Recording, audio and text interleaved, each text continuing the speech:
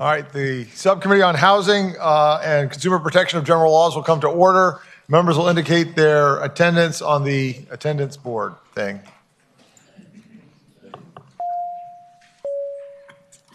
All right, the clerk will close the roll. We have a quorum. We have perfect attendance, actually. All right, I understand that Delegate McQuinn would like to go first. Delegate McQuinn, before we do that, real quick, we're lighting the load because I know people are here maybe about bills that may or may not be happening today. So can I get a motion to strike the following bills at the request of the patrons in a block? Can we do HB 733, HB 918, and HB 1421? So moved. Did you keep up with that? All right, I gotta get 1421. I didn't know about that one. Sorry. 1420.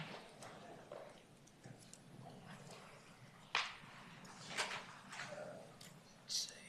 I don't know if I can get all three.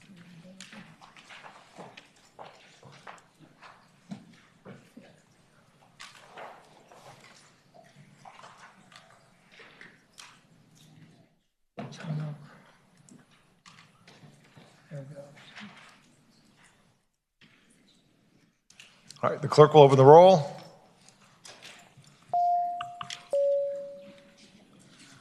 All right, so if you were here, the clerk will close the roll. Those bills have been stricken by the docket by a vote of 8-0. So if you were here to speak on any of those bills, and that was all, you're free to go.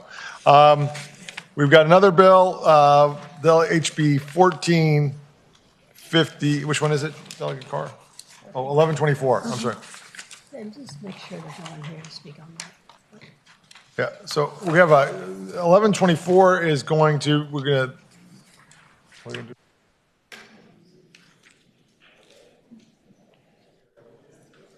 All right, so there's a motion to carry over HB 1124 and have the send a letter to the Housing Commission asking for them to look at it in the interim. Is there anybody here that need? Okay, so moved and seconded that 1124 be carried over under Rule 22 and a letter sent to the Housing Commission asking them to study the issue. As many as favor that motion will say aye. Aye. Those opposed? Okay, so if you were here for 1124, we will see you at the Housing Commission in the interim. All right, Delegate McQuinn, you have House Bill 1270. Yes, Mr. Chair. All right. You ready? I'm ready when you are. All right. Good afternoon, Mr. Chair, Chair Simon, and members of the committee. There is a substitute for House Bill 1270, and the subcommittee should have the amendments. So is there a motion on the substitute? It's been moved and properly seconded. We adopt the committee substitute. As many as favor that motion will say aye. Those opposed? The substitute is properly before us. Delegate McQuinn. Thank you, Mr. Chair. Mr. Chair, this bill, House Bill 1270, it deals with a better, remediation and regulation as it relates to mold that is currently often found too often in various places where there are landlords. This is asking that we look at that again and regulate it and have some remediation guidelines put in place. We need to have clear standards for regulating the presence of mold and that exists outside of the landlord and the tenant's relationship. What's happening, the tenants have come to me, many of them, and organizations have come to me because the tenants seem to be bearing the burden alone of holding landlords accountable for the presence of mold and its insufficient remediation. Based on the feedback from many of those tenants who live in multiple parts of the state, including my district and other areas in the city of Richmond, Waynesboro, and Suffolk, landlords are not responding properly to notice of mold from tenants. And when they don't respond, they do not always follow proper mold remediation procedure and fail to eliminate it. And so we have a problem. We know that there's a health impact, that lives are affected, and particularly if you are asthmatic, it causes skin irritation, headaches, dizziness, and other respiratory concerns. And so I'm bringing that to this committee today so that we can begin to look more in depth at this and do something about it. Right. Thank you, Mr. Chair. Thank you, Delegate McQuinn. So it looks like the substitute it takes a much different approach to the problem than your original bill. What it does is it attacks the problem of people who claim to be capable of doing mold inspections that aren't. And so it makes it a violation of the Virginia Consumer Protection Act to Yes. sell or offer or for sale services as a professional mold inspector or mold remediator if you don't hold the proper certification from Yes. IICRC. Is that right? Yes. Okay. Yes. All right, Delegate Coiner, did you have a question? I couldn't pull up that. I'm still waiting for the chair. Okay, so yeah, the salient language for members of the subcommittee is, it starts on line 218 of the bill. So if you want to scroll down, again, what it is that's everything that's a violation of the Consumer Protection Act, and it adds a 79th item, which again is holding yourself out as a mold inspector without the proper certification. All right, any questions from members of the subcommittee? Is there anybody in the public who wishes to speak in favor of the bill? Okay. And again, we've got a long docket, so come on forward. How many folks want to speak on this bill? If we could keep it to about 1 minute per person, that would be fantastic. Okay, I'm trying. I know. Okay. Hello, Chairperson and committee. My name is Andrea Jackson, and I'm a member of the Waynesboro chapter of Virginia Organizing and a member of the Virginia Organizing Statewide Housing Strategy Committee. I'm here today to ask you to support HB 1270 to strengthen regulations concerning mold in our homes. As a chapter member in Waynesboro, I have spent the last several years organizing for a rental inspection program. Many tenants I organized with had bad housing conditions, from faulty appliances to holes in the ceilings, but the most pressing issue to them was the mold. Unfortunately, we were told many times by code enforcement staff during the fight for the rental inspection program that mold is not something they could deal with. Mold is currently unregulated and not enforced properly in the state of Virginia. That means that the landlords can not only let mold accumulate in the units, but they can remediate the units as they see fit. I'd like you to please consider doing this, and I really want to thank Delegate Quinn, and I've really seen the law process happen, and I hope that y'all will vote for this out of the subcommittee so that other people can talk about how this will affect their lives. Thank you. Thank you, and thank you for also when you heard the beep sort of summing up, right? So if other folks in the audience can sort of follow that great example, once you hear your beep for your minute, just a final closing word or two, and we'll try not to have to cut anybody off that way. Good Go ahead. afternoon, committee members. Thank you for allowing me to speak here for a moment about how mold has affected my life. I live in Chesterfield County, but it doesn't matter what county you're in. What matters is that the private property owners of apartments have an obligation. It doesn't matter what type of monies you have, whether it's Social Security money, whether it's Section 8 money, whether it's pension money. Your rent is being paid, you're keeping the law, and you're not disrespecting your neighbor. But to have mold and beg for mold to be cleaned professionally for 3 years is what I did with no result. And it wasn't done because I did other things in my senior community to encourage people to live better, to feel better, and to feel safe. And so what I did, I went to an attorney, and they said, you can move, just put mold. I asked for an accommodation for them, and they told me they didn't have one. They called the police on me. So I've never had a record. I've never been in prison or jail and don't plan to be. But at the same time, guess what? I had to suddenly move and become homeless. And guess what? This also is what I end up with because I lived in mold for 3 years. Yesterday, I got the 2 injections that I have to get every 2 weeks now for the last 3 years. It is undignified and it's un-American, and private property owners need to be held to the fire. Thank you so much. Thank you for your testimony. Thank you all so right, much. We've got some folks online that are all in favor of this bill, which I think is got a very good potential outcome. So we're going to go ahead and go online. Probably the only thing that could go wrong with this bill is if you go on too long. So if you guys can identify yourselves and tell us how you feel about this bill, we would be grateful. Let's start with, is Robbie Bradshaw online? Okay, I don't see Robbie. I think, am I on the right bill? Yep. Is Andrea Jackson? That was you? Okay, very good. Rosalind Faines? Yes, sir. You already, all right. Thank you. Tracy Hartney Scott? Yes, I'm present. Okay, Ms. Scott, go ahead. Hi, thank you very much. My name is Tracy Hartney Scott, and I'm the Housing Committee Chair for the Virginia State Conference, NAACP. Mr. Chair and Committee, we are strongly in support of this bill, and we ask that you please move it forward. And we thank Delegate McQuinn for bringing this before you. Thank you. Thank you. And Ms. Hildebrand, Jocelyn Hildebrand. Hi. Good afternoon, Mr. Chair and members of the committee. I'm from Virginia Organizing New River Valley chapter, and we've gone door to door and talked to people about all these issues that affect them, and the biggest one that keeps on coming up is mold.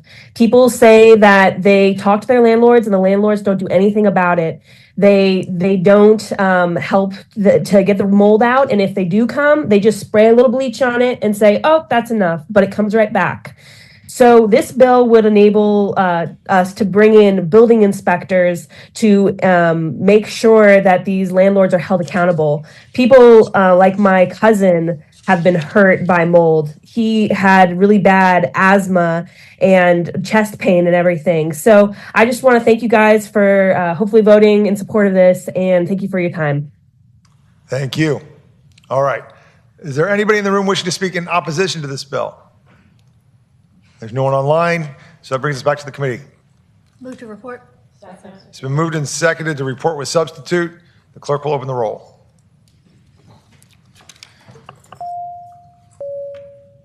The clerk will close the roll. The bill reports by a vote of 7-1. Thank you, Delegate McQuinn. Thank you. Thank you so much, Mr. Chair and members of the committee. All right. We have, who is here first? Delegate Krizak. You guys are both pointing at each other.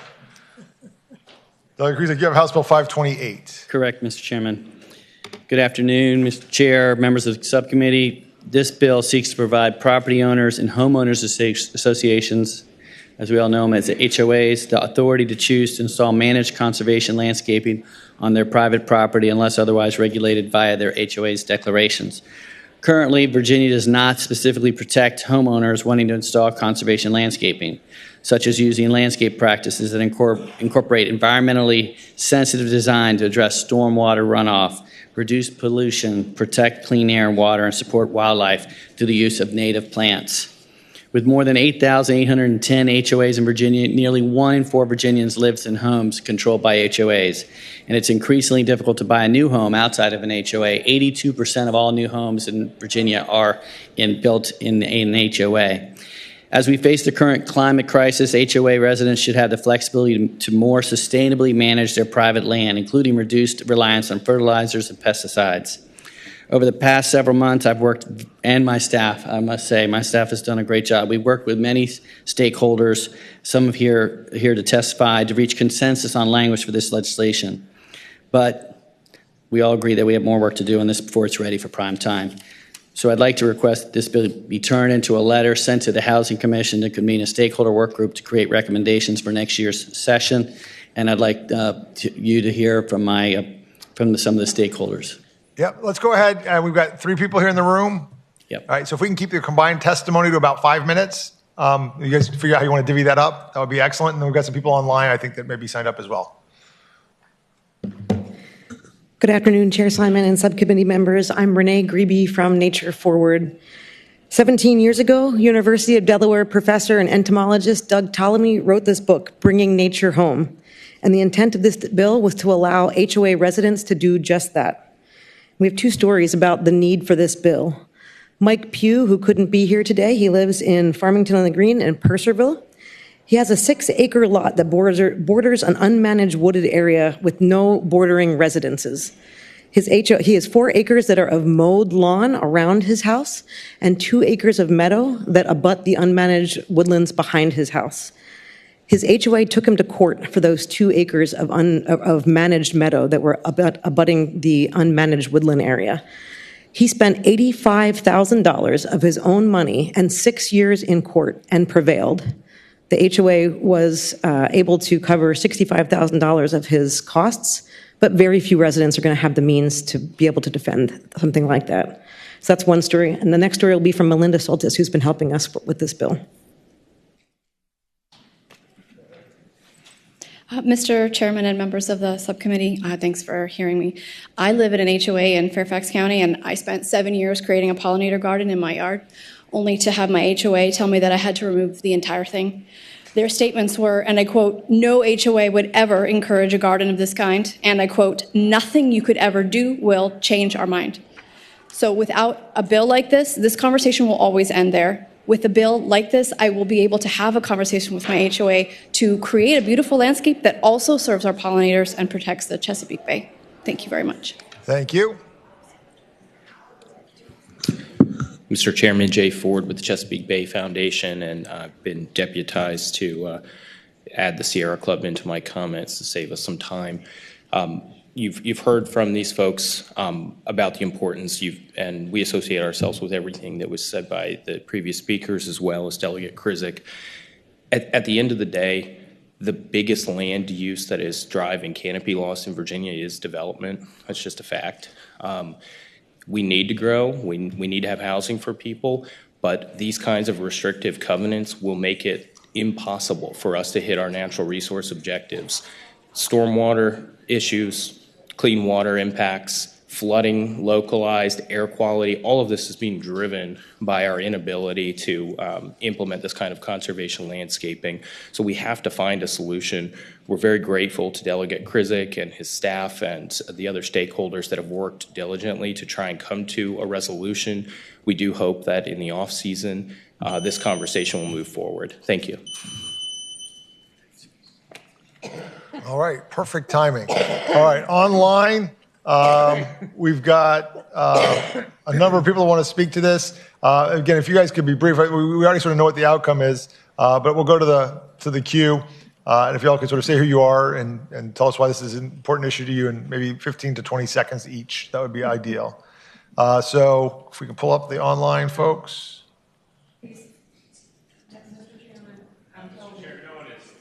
No one's in the room. They must have gotten the word. Okay. All right. So with that, it sounds like what the patrons asked for is a motion to carry this over to 2025 with a letter to the Housing Commission. It's been moved and properly seconded. As many as favor that motion will say aye. Aye. Those opposed? All right. Thank you, Delegate Krizik, for your work on this. It's a short session. I know we sometimes get ideas that don't quite get to where they need to be before we get to crossover. So I appreciate you bringing this. And I think the Housing Commission will be a good place to get these final pieces of it worked out. So thank you for being here. Thank you, Mr. Chair. All right. Delegate Anthony. Delegate Anthony, you have a bill that is similar to another bill. Have you guys worked 1271. What's that? It's similar to 1271. And have you guys decided how that's going to go? I'm going to carry the vehicle, and Carlson is chief co. Gotcha. All right. So with that, can I get a motion to incorporate House Bill 1271 into House Bill 996? Second. It's been moved and properly seconded. As many as favor that motion will say aye. Aye. Those opposed? 1231, 1271. 1271. It's going into 996. And we're going to hear about 996 from Delegate Anthony. Thank you, Mr. Chair. I'd like to move amendments and present a substitute. Okay, so, one sec. Is it a substitute? It is a substitute. Okay, all right. So there's been a motion to adopt the committee substitute and properly seconded? All right. I'd like to speak to... Wait. All in favor? Aye. Those opposed? Okay, the substitute is properly before us. And I'm not giving you a hard time. We just have a lot of these bills, and some have line amendments, some have substitutes, and sometimes council's been given both, and I just want to make sure we're in the right posture. So I know I talk fast. I understand. But every now and then we need to slow it down to make sure we're in the right place. All right, Delegate Anthony, go ahead. All right, so Speak to your speaking substitute. to the amendments, it makes sure that it removes the DHCD part of the bill, and removing that avoids any fiscal impact and makes things simpler.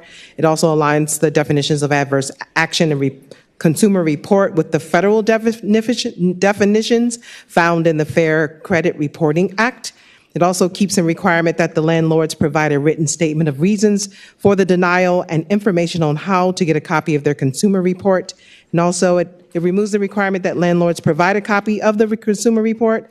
The Virginia Realtor said that much of this information is not necessary on their end. And so we want to make sure that we align with the Virginia Realtors and housing folks. The more important piece to this is to require landlord to provide a reason for the denial, which this version of the bill does. And it keeps in the requirement that landlords review the applications in the order that it receives. Thank you, Mr. Chair and members of the committee. HB 996 will create transparency in the rental application process by requiring housing providers to disclose upfront their application fees and eligibility criteria that will result in an automatic denial of an applicant.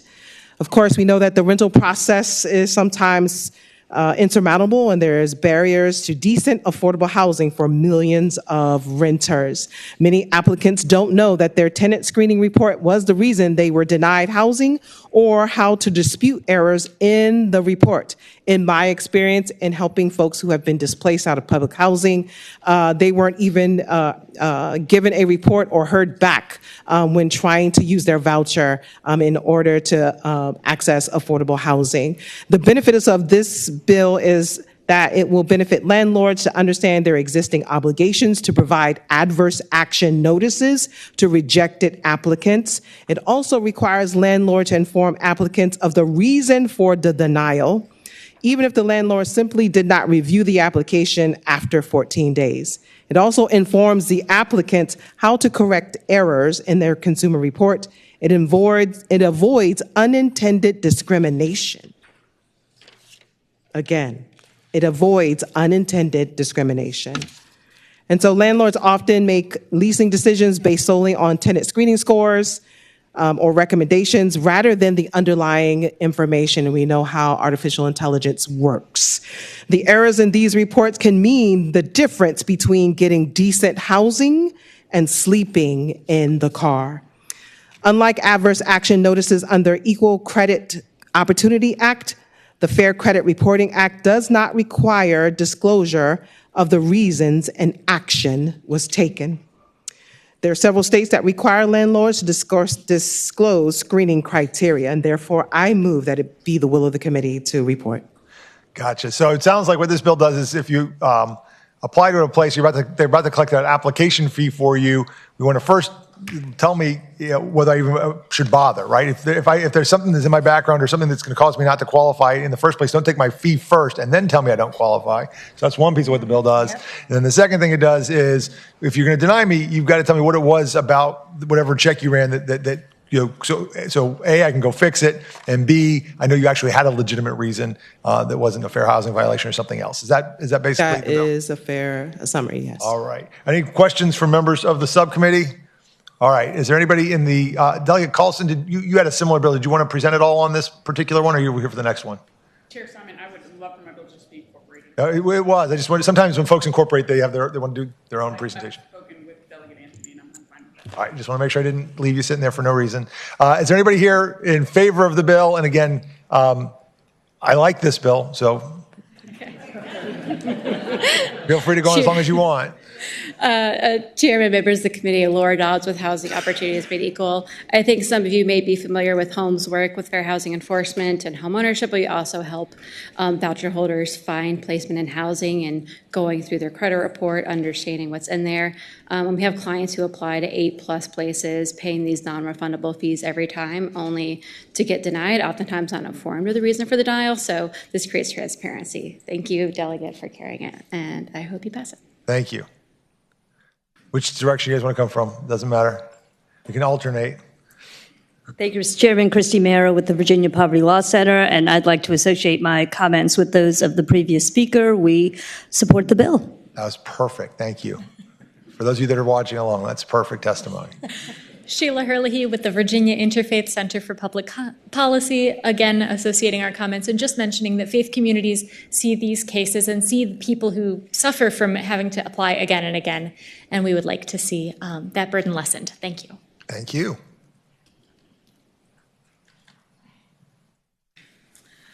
Good afternoon, Mr. Chairman, members of the committee. My name is Monica Sarmiento. I'm the Executive Director for the Virginia Coalition for Immigrant Rights. The table for the Asian, Latinx, and African community members, our 45 members fully endorse this bill. Thank you.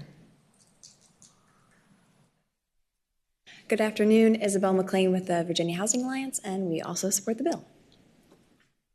Lots of excellent testimony.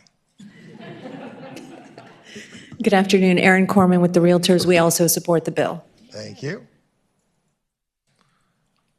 Victoria Horak, I'm a housing attorney at the Legal Aid Justice Center, and we represent low-income tenants, and we support the bill. All right.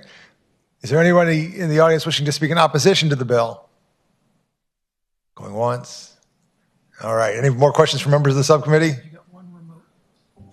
Okay. And yeah, Ms. Hardney Scott, are you still there? Yes, I'm here. Tracy Harney Scott, Virginia State Conference, NAACP Housing Committee, and we support this bill. Thank you so much. All right. That completes the testimony on the bill. Are there any questions, or are we ready for a motion? Second. It's been moved and seconded the bill report. Oh, sorry, Delegate, well, the motion's before us. Delegate Coiner. Speaking to the bill, Mr. Chair. Delegate Coiner. So I am very supportive of the concept of you apply for something, it should be very transparent when you apply, what the fees you're paying for, whether they're refundable or not. I am also all for if you pay a fee and the reason you're rejected is because they filled the unit, right? Somebody else's application got approved, and yet there's a lot of people who've applied to get a refund for that. The moving pieces that I'm just still unsure of, and I'm struggling to get to a yes on this. One is about the order in which applications are received. So just some confusion. You know, a lot of landlords will allow you to apply online, but then people also walk in the door. So am I in violation if someone's applied online, but there's somebody who's in my office who's walked in the door? And in that order, what happens? There's just some moving pieces I'm still uncertain of. So I'd be happy to continue looking at it, but for right now, I can't get to a yes on this one. Thank you, Mr. Chairman. I will yield to one of our partners who is in support. There we have an answer to the question of how do we determine who's first when we have multiple forms of application?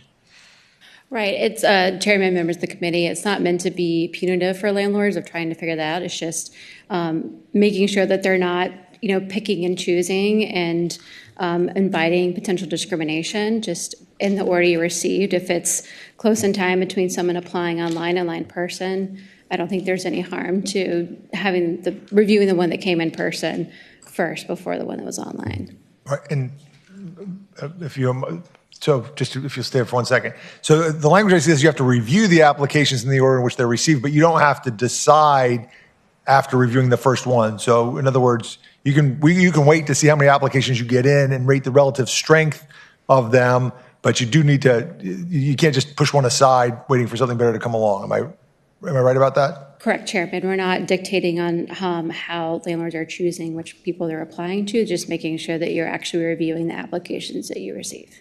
Okay. All right. Thank you. I don't know if that helps with Delegate Coiner's question or not, but it's a good question. I'm glad we got to address that issue. All right. So we have a motion properly seconded to report. The clerk will open the roll.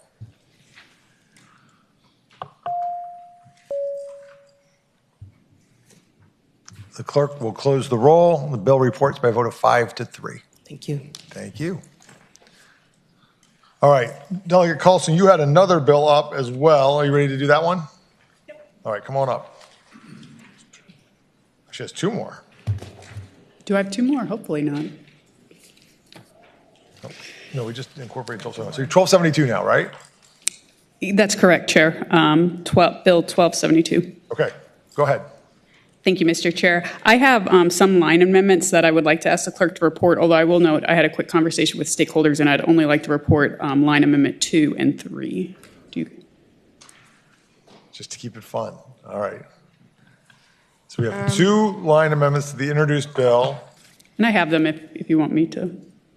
Up to council, how should rather have you do it? Mr. Chairman, on line 68, after the word of, strike any and insert the signed. And on line 69, after within, strike 1 month and insert 10 business days. All right, is there a motion on the amendments? All right, can we do that one more time? On line 68, after the word of, strike any and insert the signed. On line 69, after within, strike 1 month and insert 10 business days. Okay, so these are new changes to the underlying statute, right? This is stuff that wasn't previously in italics. And if you read, I just want to make sure, so if I read that whole sentence, Council, so the landlord shall provide a copy of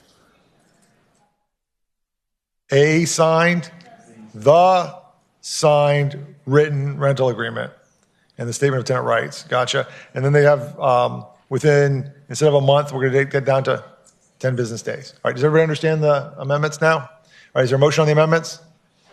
Second. It's been moved and seconded. We adopt the line amendments. As many as favor that motion will say aye. Aye. Those opposed? All right, the bill as amended is now before us. Delegate Carlson, can you tell us what the whole thing does? Thank you, Chair Simon. This bill came to me from Home of Virginia, and it's a pretty simple bill that enhances tenant protections around receiving copies of their lease. Requires landlords to provide additional copies of the lease upon the tenant's request or to maintain a digital copy of the lease in an accessible electronic format. And it limits the ability of landlords to charge tenants for additional lease copies.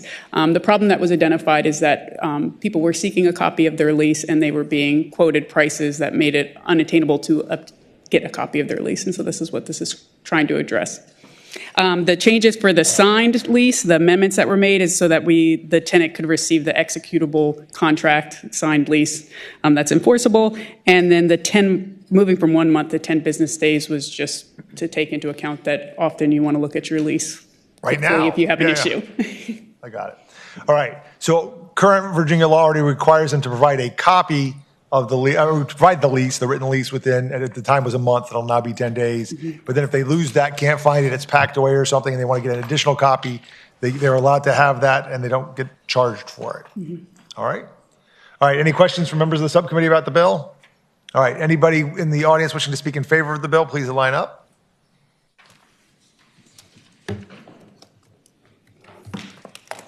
Chairman, member of the committee, Laura Dodds with Housing Opportunities Made Equal, and we support the bill. Thank you. Chairman, members of the subcommittee, Christy Marrow with the Virginia Poverty Law Center, and we support the bill. Sheila Herlihy with the Virginia Interfaith Center for Public Policy. We support the bill. Thank you. Victoria Horak with the Legal Aid Justice Center, and we support the bill. All right.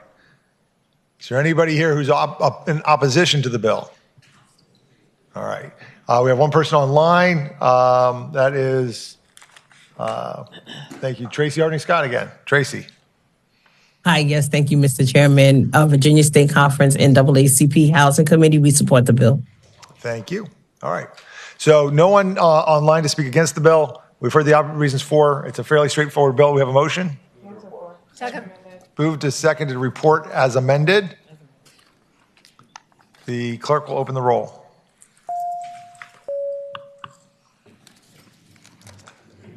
The clerk will close the roll. Delegate Carlson, your bill reports 8-0. No need to show up at full general. Thank you. Thank you. All right, Delegate Hernandez. Thank you, Mr. Chair, members of the subcommittee. I first want to, I have a substitute for this bill. All right, is there a motion on the substitute? So moved. Moved and properly second, we adopt the committee substitute. As many as favor of that motion will say aye. Aye. Those opposed? All right, Delegate Hernandez, go ahead. And you can just explain the substitute. Don't know what the changes are. Just Yeah, the like it's a substitute, we brand new made bill. a variety of changes ever since I initially filed this. Some were technical, some we deleted portions of existing law to comport with what this bill seeks to achieve, and we rearranged the code and some other sections. So that is the basic overview. We can get more granular if you'd like. No, I got that part. Just tell us what the bill does. Okay, great. That's what I'm trying to say. So HB 863, legislation that is designed to provide more information to families about flood risks before they purchase a home. Now, traditionally in Virginia, we have been a buyer beware commonwealth, but that has been beginning to change. In 2021, the General Assembly passed a law to require affirmative disclosure of properties that have been known as repetitive loss structures. That was a good first step, but we have a long way to go when it comes to sharing more information and protecting consumers. I want to highlight a recent report from the National Resources Defense Council, the NRDC, that looked at flood disclosure laws across all 50 states. Virginia had the dubious honor of receiving an F grade, whereas places like Texas, Oklahoma, Louisiana, and Mississippi all got A grades. So we've got some real work to do. This bill is trying to change that and make sure that more Virginians who are about to make the biggest investment of their lives in most cases can make more informed choices. So the bill sets up a couple categories of new information that would be required. So one is an affirmative disclosure. So these would apply in every home sale transaction. This would include things like whether the property is in a FEMA flood zone, and also whether the property is currently covered by flood insurance. The second category of information that would be triggered when the seller has actual knowledge of things like whether any claims have been filed in the past for flood damage, whether the property has received federal disaster assistance, and whether the owner has put structures on the property like a seawall, for example, to help address flooding and erosion. All of this information would go into a form developed by the Real Estate Board. This bill also has a number of provisions to protect renters as well, encourage them to get flood insurance to protect their belongings as well. So I view this as the beginning of a conversation in many respects as it relates to sharing more information with consumers. I will say, just as a fun fact, of all the bills that I filed this session, this is the one that I have received the most emails about, not just from my own constituents, but from people all over the Commonwealth who say, hey, this would be a really nice law to have in Virginia. But like I said, we're beginning this conversation, and so if there is a motion to carry this forward to 2025 with a letter to the Housing Commission to take a look at this in an ad hoc work group, would be amenable to that. But I do have some folks here who want to testify. So we're going to take some testimony. You've telegraphed your desire on the bill, and I appreciate that. I'll just briefly comment that we passed the current language a couple of years. This has been a while now. It feels like a couple of years ago, 2021. As Delegate Price will remember, that was a long and difficult. I would say difficult. It was long and in-depth negotiation. We tried to get everybody to a place where they could be happy. And this, most of what your substitute does is strike all that work out and start with some new work, which is fine. Maybe there's that further part's to still go. in here, but it builds on it. Maybe there's further to go. But I appreciate your willingness to continue the conversation.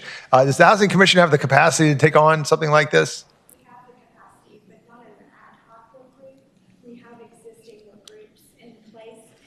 Okay, so you're not on the microphone, which is fine, but I'll just repeat what she's saying is that the Housing Commission would be happy to look at this.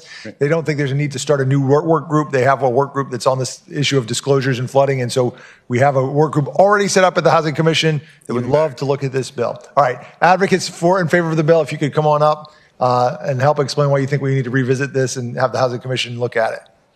Briefly. Yes, sir. Mr. Chairman and subcommittee members, Mary Carson Stiff with Wetlands Watch. We chair the statewide National Flood Insurance Program Community of Practice. We've been working since 2015 to get comprehensive flood risk disclosure laws for buyers and renters passed in the Commonwealth. We are asking people to invest in our economy, but we're not safeguarding their investments with the full financial picture before this investment is realized. We're experiencing 20% increase in precipitation, across the Commonwealth, which is causing catastrophic flooding in our mountainous regions where severe drought exacerbates these events. Southeastern Virginia has the highest rate of sea level rise on the East Coast, and Norfolk is experiencing more than 45 days of floodwater in its streets every single year. We need to educate people about risk, and disclosure laws are a critical component. There are many organizations here, many professional organizations that we are hoping could help serve on such an ad hoc work group to provide the full picture of this risk, who are supportive of this bill, but I'd like to pass to a recent home buyer so you could hear her experience. Thank you.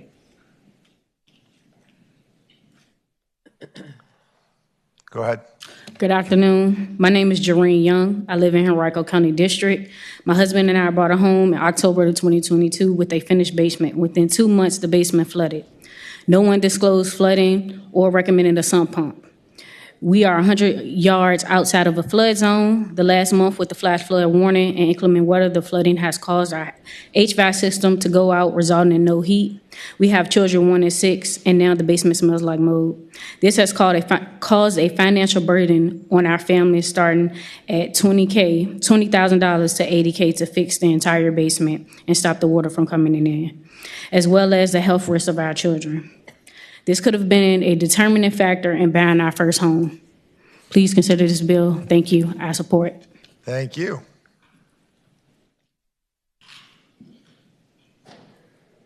Thank you, Mr. Chairman, members of the committee, Emily Steinhilber, Environmental Defense Fund. Thank you all for considering this bill.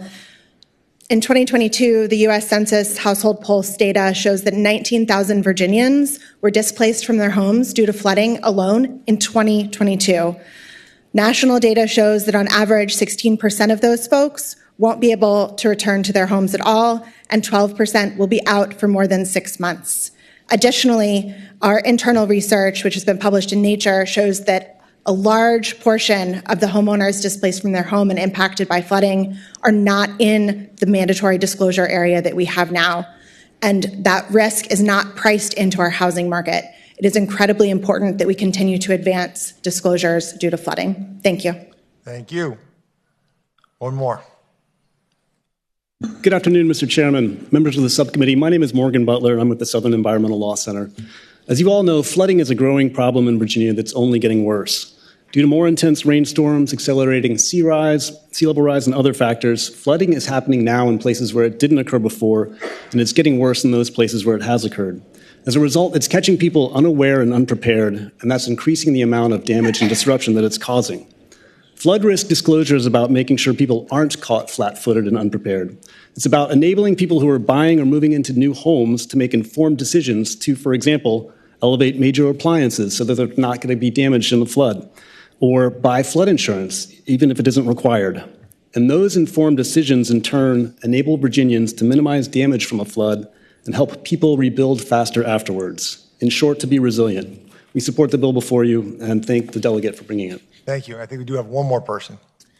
Mr. Chairman, members of the committee, Jay Ford with the Chesapeake Bay Foundation. We support the bill. We support the solution that's been presented today, with the caveat that we understand there are limited resources and that we are going to work through existing work groups with the Housing Commission, but I think we can all agree that an F rating is unacceptable and we need to move the ball here.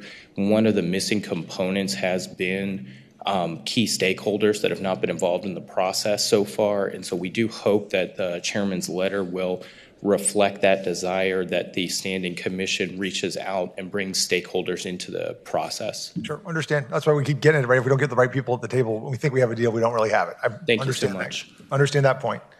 All right, anybody here in opposition to the bill? Thank you, Mr. Chair. Erin Corman with the Realtors. We have spoken with the stakeholders and with the delegate, and I appreciate them hearing us out. As everybody has mentioned, we are a buyer beware state. It's not a punishment against buyers. It's because buyers are the ones making the largest purchase of their life, and they should be the one researching the items that are important to them. The state goes a step further and provides a full resale disclosure form that outlines all the important things they should be researching. Goes even further than that with flood and gives them the exact websites to go to find out the information that may be important to them. These are the same websites that when we spoke to the stakeholders, they said the seller would be going to get this information. There was no reason given as to why it's more important for the seller to go to these two websites than the buyer. So we're at an impasse here. I don't know, after all the work we've done over the past several years, how much further we'll get in the Housing Commission. But the Realtors do oppose the bill. Understood. Your preference would be that we just get rid of it, which is still an option. We haven't voted yet. Go ahead, Bismarck, come on forward. I'm sorry. Don't mean to be too familiar. Mr. Chairman, members of the committee, Bisma Ahmed with the Apartment and Office Building Association and the Virginia Apartment Management Association. For the reasons already mentioned, we also have concerns with the bill. All right. Mr. Chairman, members of the subcommittee, Zach Lemaster here on behalf of Gentry Lot Consulting and our client, the Northern Virginia Apartment Association. We also oppose the bill. Thank you. All right. We do have two folks online. Is that right for this one? All right. So if you all would briefly tell us what's on your mind, knowing that this bill's fate is fairly well secured. Go ahead.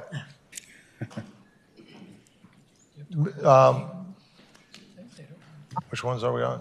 Okay, Chad Bergenis. Actually, this is Meg Galloway. That's Chad what threw me Bergenis. off. You didn't look like Chad Bergenis, but go ahead. Chad Bergenis is the executive director of the Association of State Floodplain Managers, and he was called away unexpectedly. So I'd just like to to say a few things. ASFPM is an organization with representing more than 20,000 people in the country, including 38 chapters, of which Virginia has the Virginia Floodplain Managers is a chapter, and also local and private sector and other professionals, all who are engaged in aspects of flood risk, floodplain management, and hazard mitigation. So this is an issue we deal with daily. We know flood losses. Oops, You spent all your time telling us who you were. So what do you think of the bill? Should we pass it? We approve the bill, and if I could just say one thing, it is that floodplain maps, which are the FEMA floodplain maps, are a great reference of where areas that are likely to flood, but they cannot tell the whole story.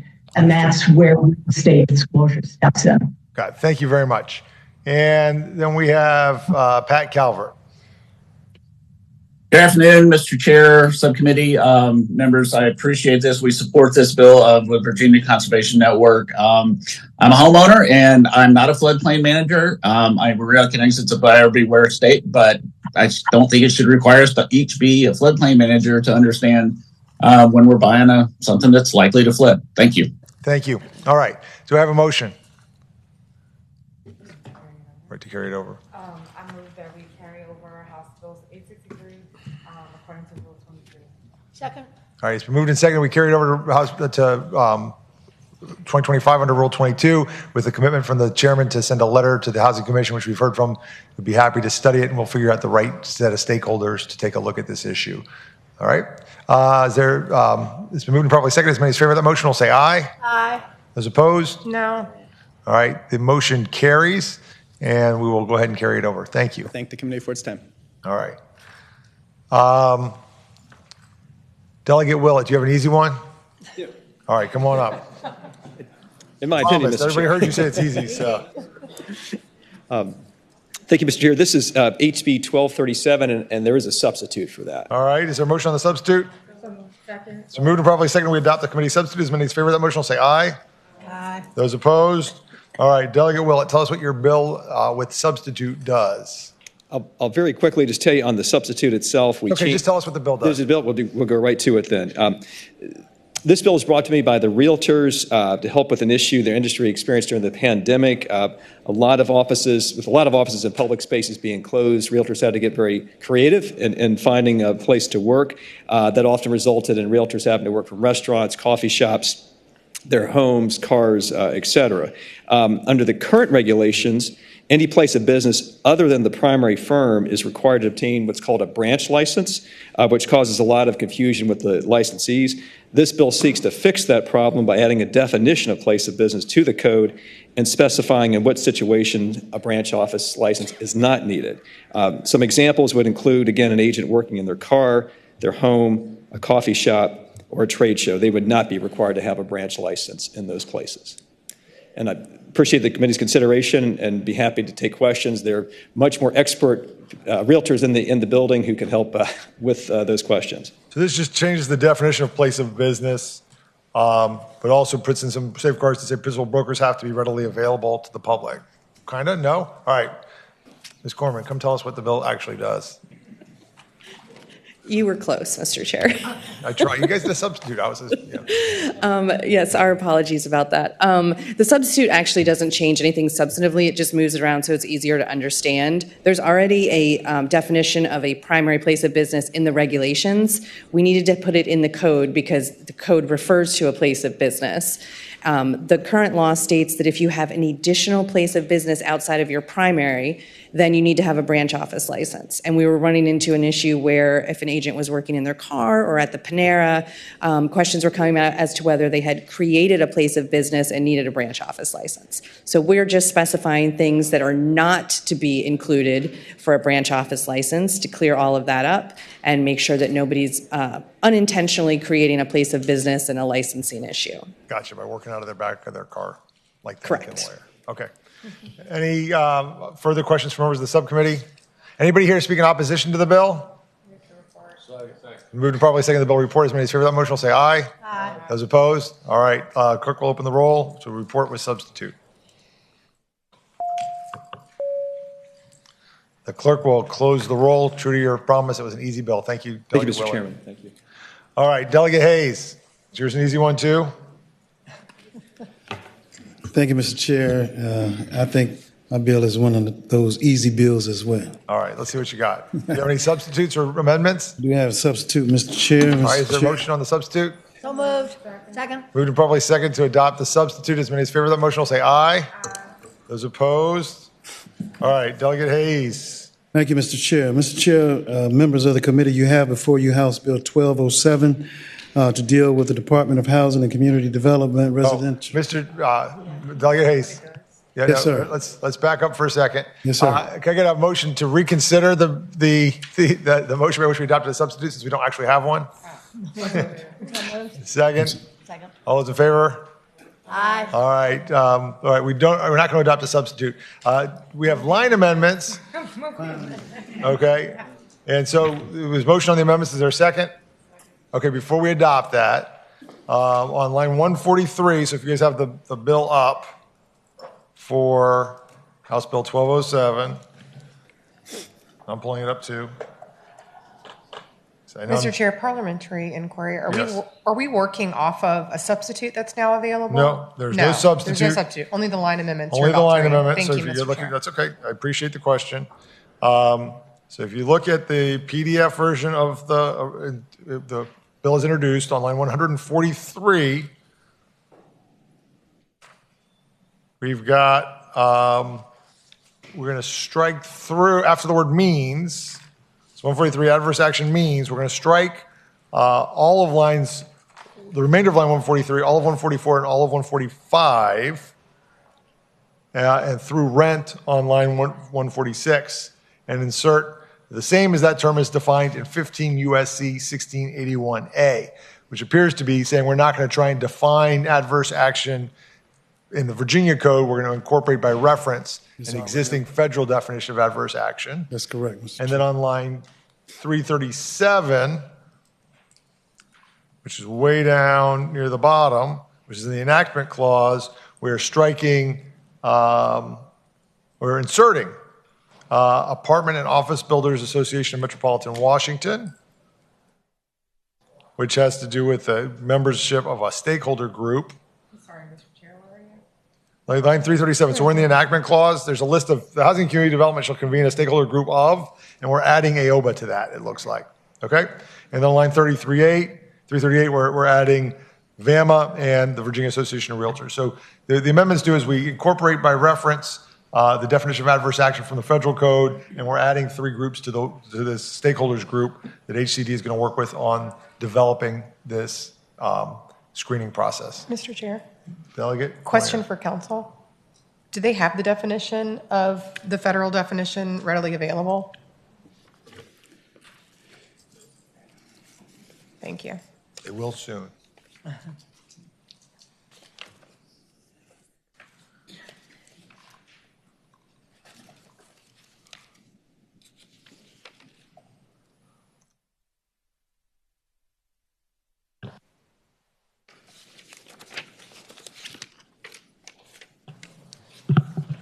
Mr. Chairman, Delegate Coiner, it's kind of a long definition, but it says the term adverse action has the same meaning as in section 1691 D6 of this title, and means a denial or cancellation of an increase in any change for a reduction or other adverse or unfavorable change in the terms of coverage or amount of any insurance existing or applied for in connection with the underwriting of insurance. Romanet 2, a denial of employment or any other decision for employment purposes that adversely affects any current or prospective employee. Romanet 3, a denial or cancellation of an increase in any charge for or any other adverse or unfavorable change in the terms of any license or benefit described in section 1681 BA 3D of this title. And Romanet 4, an action taken or determination that is either made in connection with an application that was made by or a transaction that was initiated by any consumer or in connection with the review of an account under Section 1681B A 3F, Romanet 2 of this title, and adverse to the interests of the consumer. Delegate Hayes, did you have some help producing these amendments? Yes, it actually came over from the Senate version of the bill. On that side, Senator Surville made this recommendation, and they accepted it, that it aligns so that we don't have to come up with a definition of adverse action, but rather to mirror it with the federal code. Gotcha. I appreciate the legislative history there. And I know there's been a desire this session in particular to try and avoid having a bunch of conference committees at the end of the session. They'll get everything gummed up. So we're trying to keep things in harmony as best we can. All right. So does everybody understand what the amendments do? All right. We've had a motion properly seconded to adopt the committee amendments, the line amendments. As many as favor of that motion will say aye. Aye. Those opposed? All right. So the bill as amended is before us. Please tell us what your bill does. Thank you so much, Mr. Chair. I'm pretty sure it doesn't come to any surprise to anyone here or anyone from any corner of the Commonwealth, for that matter, that affordable housing and accessibility to affordable housing is something of much need here in the Commonwealth, and pretty much a clarion call for us to make these changes and do what we can to make accessibility to affordable housing in reach of all Virginians. As difficult as it is to find affordable and accessible housing for anyone, here we are imagining the overlay of that of someone with a felony on their record. We can imagine how much more difficult that makes the accessibility.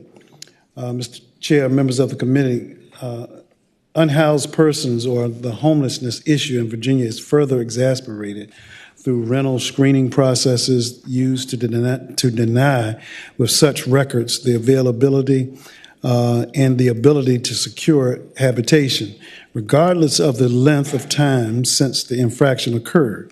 The fact that the person is working with the ability to pay the rent in many cases has built a good credit rating and is working, we know that this roadblock in the way to the accessibility should actually be torn down and taken out of the process. In Virginia, persons with arrest records and felony convictions continue to have their positive and successful reentry into communities thwarted due to the continued impact of collateral consequences or of criminal arrests and convictions. Mr. Speaker, what the bill does is address another of these unseen stumbling blocks, which is, as I said before, having a criminal record. The intent of the bill mirrors efforts taken in 2016 by HUD at the federal level when new guidance was issued as to how to apply the Fair Housing Act standard to the use of criminal record screening in housing-related transactions. Mr. Chair, HUD further strengthened this effort in 2022, providing more guidance, further clarifying its 2016 directives on the matter. The guidance from HUD prohibits denying housing based on arrest records. It prohibits blanket bans on anyone with a criminal record. It prohibits conducting background checks inconsistently, performing them on some and not on others based on stereotypes or fear. And further, Mr. Chair, HUD says a landlord must consider individuals on a case-by-case basis and make a determination based on the facts and evidence and not a perceived threat. Mr. Chair. So what this bill does then is it helps facilitate that, right, by creating a standardized screening process for everybody to use? Yes, sir. Okay. Is there anybody here to speak in favor of the bill?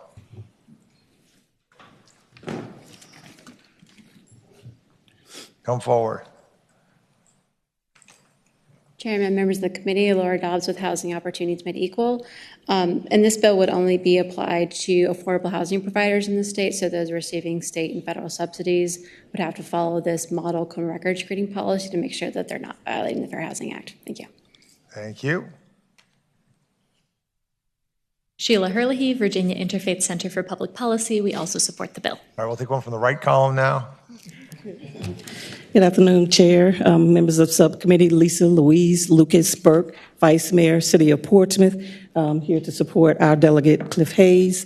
During the 2020 Virginia General Assembly, we advocated for successful and addressed similar discriminatory practices with the passage of Senate Bill 124. Today, many formerly incarcerated individuals who have paid their debt to society and face continued penalties outside of the courts are being excluded by the housing market. So we say that to say that Portsmouth, City of Portsmouth, is in favor of this bill. Great. Thank you. It looks like you've got some folks with you that are also from the City of Portsmouth that are all here in support. Stand up. Yes, we are. Mayor Shannon Glover, Councilman Vernon Tillage, and Councilman Mark Hugel. Thank you all for joining us. Thank you for your support for Delegate Hayes' bill. Thank you. Okay, we'll get some folks from the left side now. Good afternoon, Mr. Chair and members of the committee. My name is Monica Sarmiento, Executive Director for the Virginia Coalition for Human Rights, and our 45-member organizations fully support this bill. Thank you. You guys are getting the rhythm of it all today. Mr. Chairman, members of the committee, I'm Laura Bateman, representing Virginia First Cities Coalition, and this was a part of our housing access work group, and we wholeheartedly endorse it. All right, thank you. Hello again, Isabel McLean with the Virginia Housing Alliance, and we also strongly support this bill. Thanks. Thank you. Christy Mara with the Virginia Poverty Law Center. We also support the bill. Thank you. Victoria Horak, Legal Aid Justice Center. We support the bill. Criminal record screenings affect many of our clients and our barriers to housing. Also, on behalf of New Virginia Majority, they support the bill as well. Thank you. Good afternoon, Chairman, members of the committee. My name is Sherry Neal. I'm the Intergovernmental Affairs Manager for the City of Portsmouth. And I thank you. I thank Delegate Hayes for bringing this forward on behalf of the city.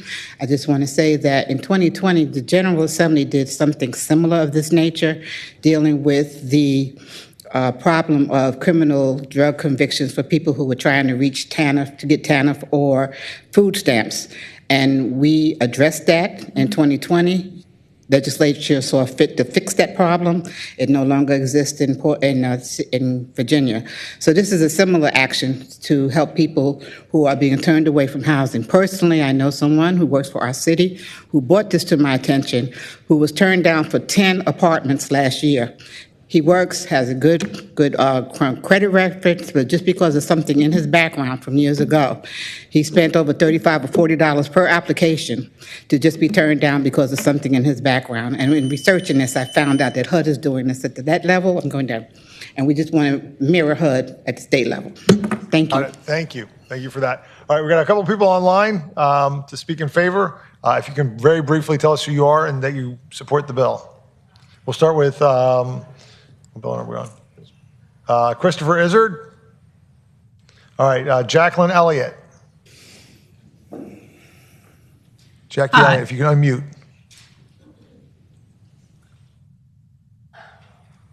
Jackie, are you there? All right, Tracy Ardney Scott. Hi. Oh, Jackie, go ahead. Hi, thank you. Sorry about that. I came because I wanted to urge you for your support for the passage of House Bill 1207.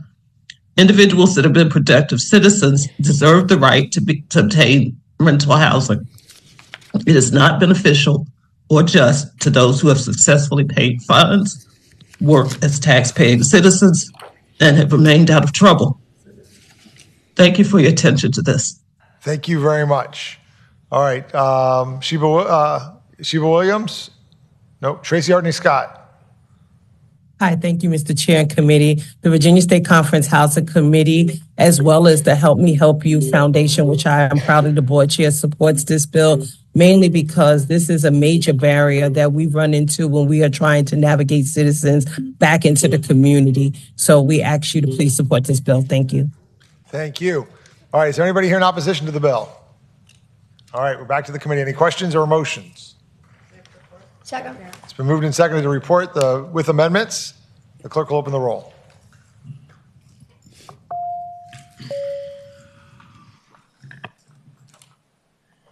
The clerk will close the roll. Bill report 6-2. Thank you, Delegate Hayes. Thank you, Mr. Chairman, Delegate members of the Tran. committee.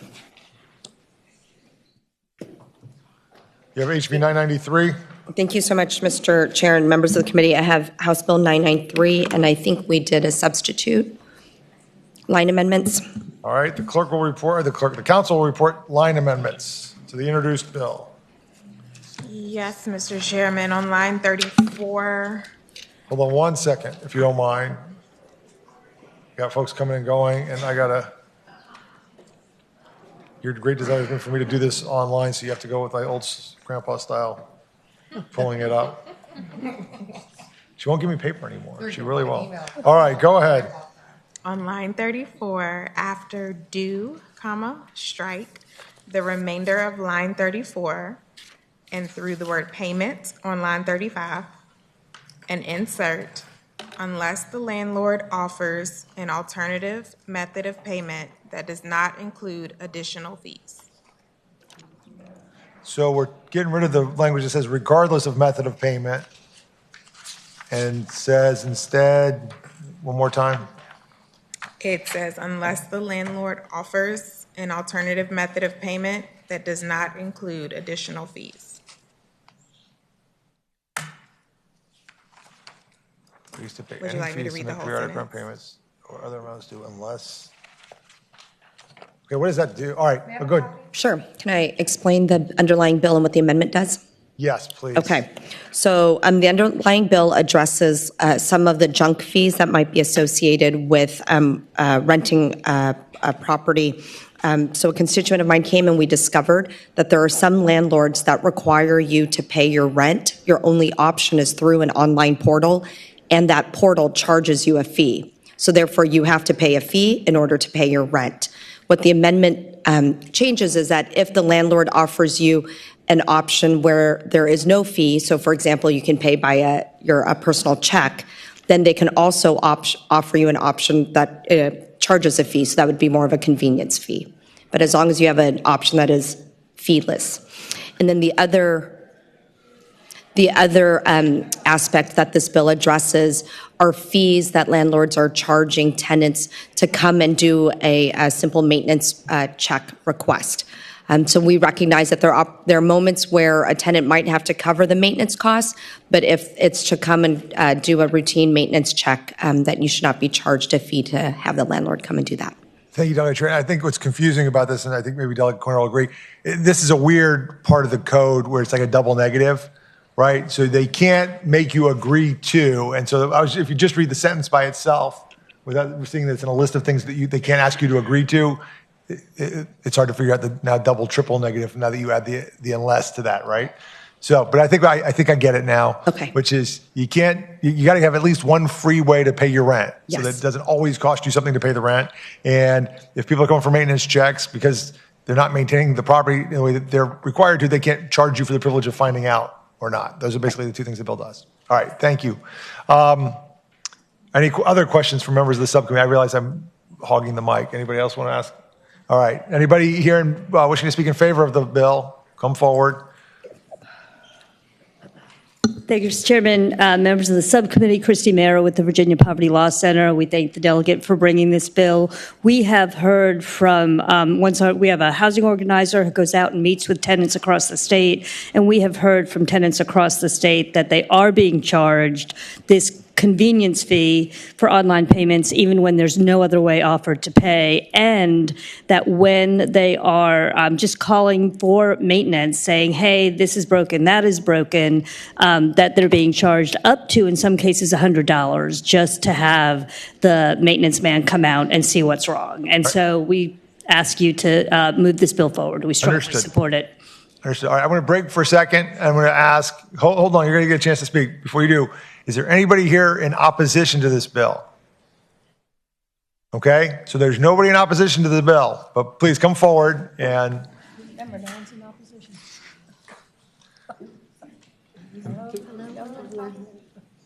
Mr. Chairman, I'm going to interpret for this individual. Okay. Hola, buenas. Mi nombre es Daniela Anza Hi, good afternoon. My name is Daniela Anza. y estamos sufriendo por pedir reparaciones. We are suffering every time we ask for repairs. Aparte de que la mensualidad está muy cara, tenemos que pagar por pedir una reparación. On top of the fact that the rent is very high, we also have to pay to request maintenance. Y creemos que esto no puede continuar así, ya que demasiado elevado el costo de. And we think this cannot continue, especially given the fact that the rent is so high. Gracias. Thank you. Thank you very much.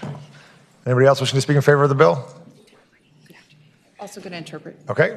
Buenas tardes, mi nombre es Claudia Arevalo, soy organizadora comunitaria para Nueva Mayoría de Virginia. Good afternoon. My name is Claudia. I am an organizer for New Virginia Majority. Para nuestra comunidad latina y hemos estado luchando en complejos donde el mantenimiento es muy malo. On behalf of the Latino community, we have been fighting for those tenants whose rents are very high and who are paying for maintenance fees. Y después de lograr cambios en un complejo, comenzaron a entregar estos grandes cobros porque ellos comiencen a pedir reparaciones que merecen porque sus hijos están viviendo bajo mold. And shortly after many of these tenants began asking for repairs to address conditions issues, the landlord started providing these additional addendums with costs for different maintenance requests and repairs. And then I believe she started to explain what some of those issues are, including mold. Y quiero dejarles esto para que vean los cargos que son muy altos. Gracias. I'd be happy to leave a copy of these charges so you can see them. Thank you. You can leave it with the clerk, absolutely. All right, anybody else wishing to speak in favor of the bill? Virginia Interfaith Center for Public Policy supports the bill. Thank you. The Virginia Coalition for Immigrant Rights and our 45-member organization support the bill. Thank you. Yeah, New Virginia Majority and Legally Justice Center support the bill. Thank you. All right. And Tracy Hardney Scott from the Virginia NAACP, you also support the bill? Yes, Mr. Chair, I do. And I would just like to take the opportunity to say, especially to mimic what my colleague Christy Mara said, that these fees are not even consistent. It's actually based on the person's bank. So someone could pay a $14 fee to pay online, and then someone else could pay $35 to $50 to pay their rent online because it's based on what their bank is actually going to charge. So that within itself is problematic. So we really, really hope that this bill is passed. Thank you so much. Thank you. All right. So we already heard there's nobody in opposition. We've heard from everybody who's in favor. Is there a motion? It's been moved and seconded the report with amendments. The clerk will open the roll.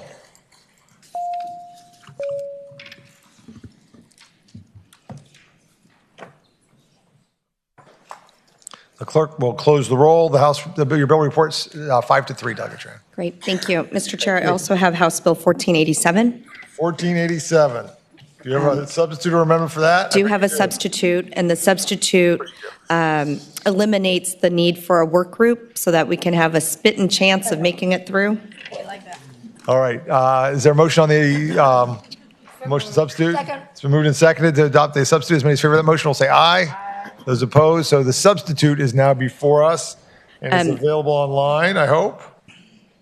Okay.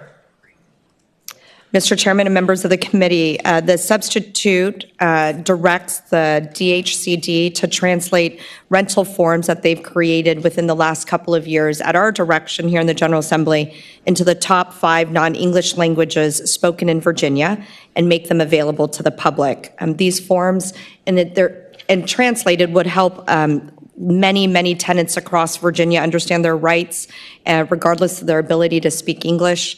Over the past 5 years, DHCD has developed model tenant and landlord resources, and we've posted them on the website. And so the top 5 languages that we're asking for translation based on census data would be in Spanish, Chinese, Vietnamese, Arabic, and Korean.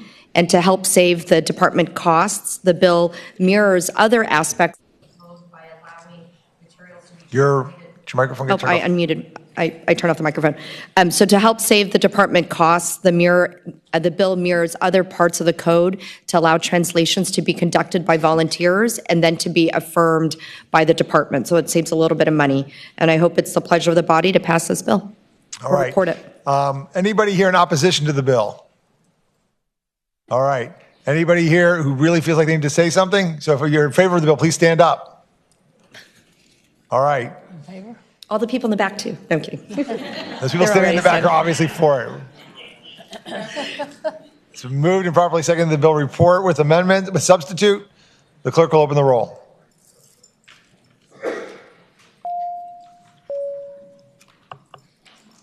Did you get a letter for this one? Not with the substitute. That sounds great.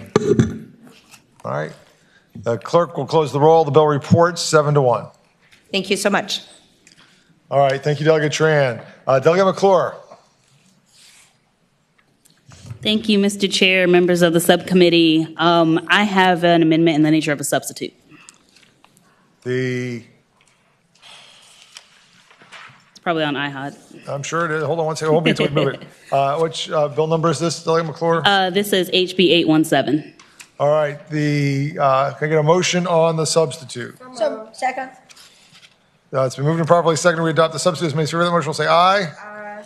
Those opposed? All right. The substitute is now before us.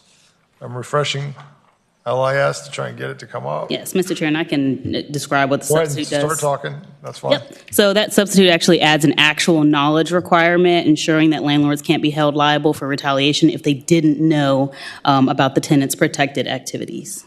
All right, so go ahead and explain that the whole bill so we understand what that means. Yep, absolutely. So, Mr. Chairman, HB 817 strengthens protections for tenants facing retaliation from their landlord. Tenants currently have the right to a safe and habitable home, the right to not have utilities shut off by their landlord, the right to privacy and respect, and the right to seek improvement in their living conditions free from retaliation from their landlord. But these rights are meaningless when the law poses a barrier to enforcing them. The current definition of retaliation in the Virginia Residential Landlord and Tenant Act is limited in scope and actually leaves out common forms of retaliatory behavior such as harassment, coercion, and unequal enforcement of the rules. Current law only prohibits threatening the tenant with eviction, terminating the lease, decreasing services, and increasing rent. It leaves out common forms of harmful behavior such as harassment. HB 817 gives the code teeth by expanding the definition of retaliatory acts and protected tenant activities. It also removes the burdensome requirement that the tenant prove the landlord's intent in order to succeed on a retaliation claim. The bill ensures that tenants are protected when they attempt to improve their living conditions or hold their landlord accountable for retaliatory actions. So we have actually worked really, really hard with all the stakeholders, which include landlords in these discussions, to reach a consensus in the Valley. So, Mr. Chair, members of the committee, it is my hope that you support HB 817. All right. I know Delegate Quinn is still looking at that, and there's a lot. I mean, there's actually a lot of italicized and underlined language here. So is there anybody here in opposition to the bill? We'll let them go first. And that way the people that are in support know how hard they have to work. Oh, they're not in opposition. They were just getting up to go to the restroom. All right. I was like, that is one I did not know about, Mr. Chair. All right. Surprise to me. So nobody's getting up in opposition to the bill. All right. So for those that are in favor of the bill, if somebody wants to kind of be the chief spokesperson to add if there's anything that needs to be explained about how you guys arrived at consensus.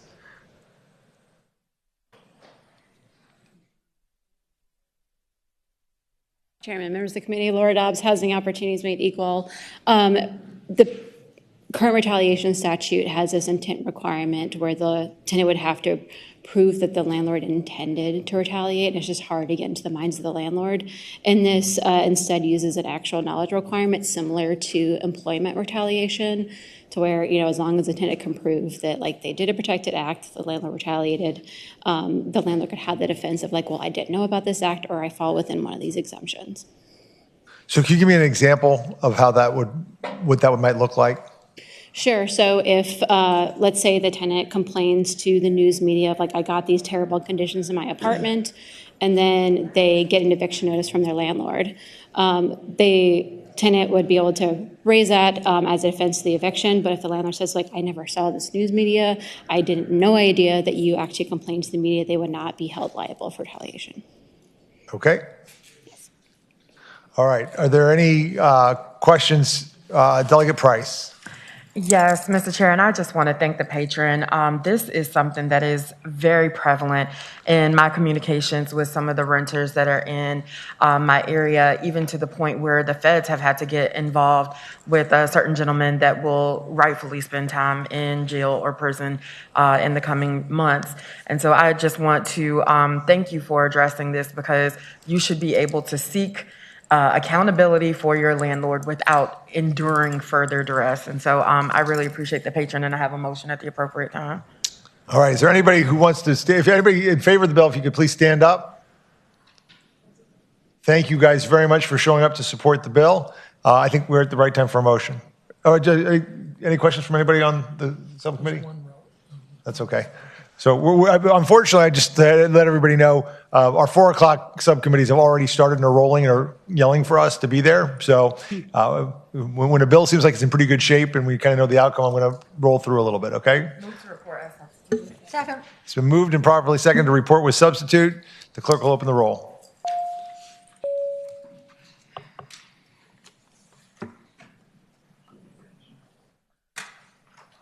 The clerk will close the roll.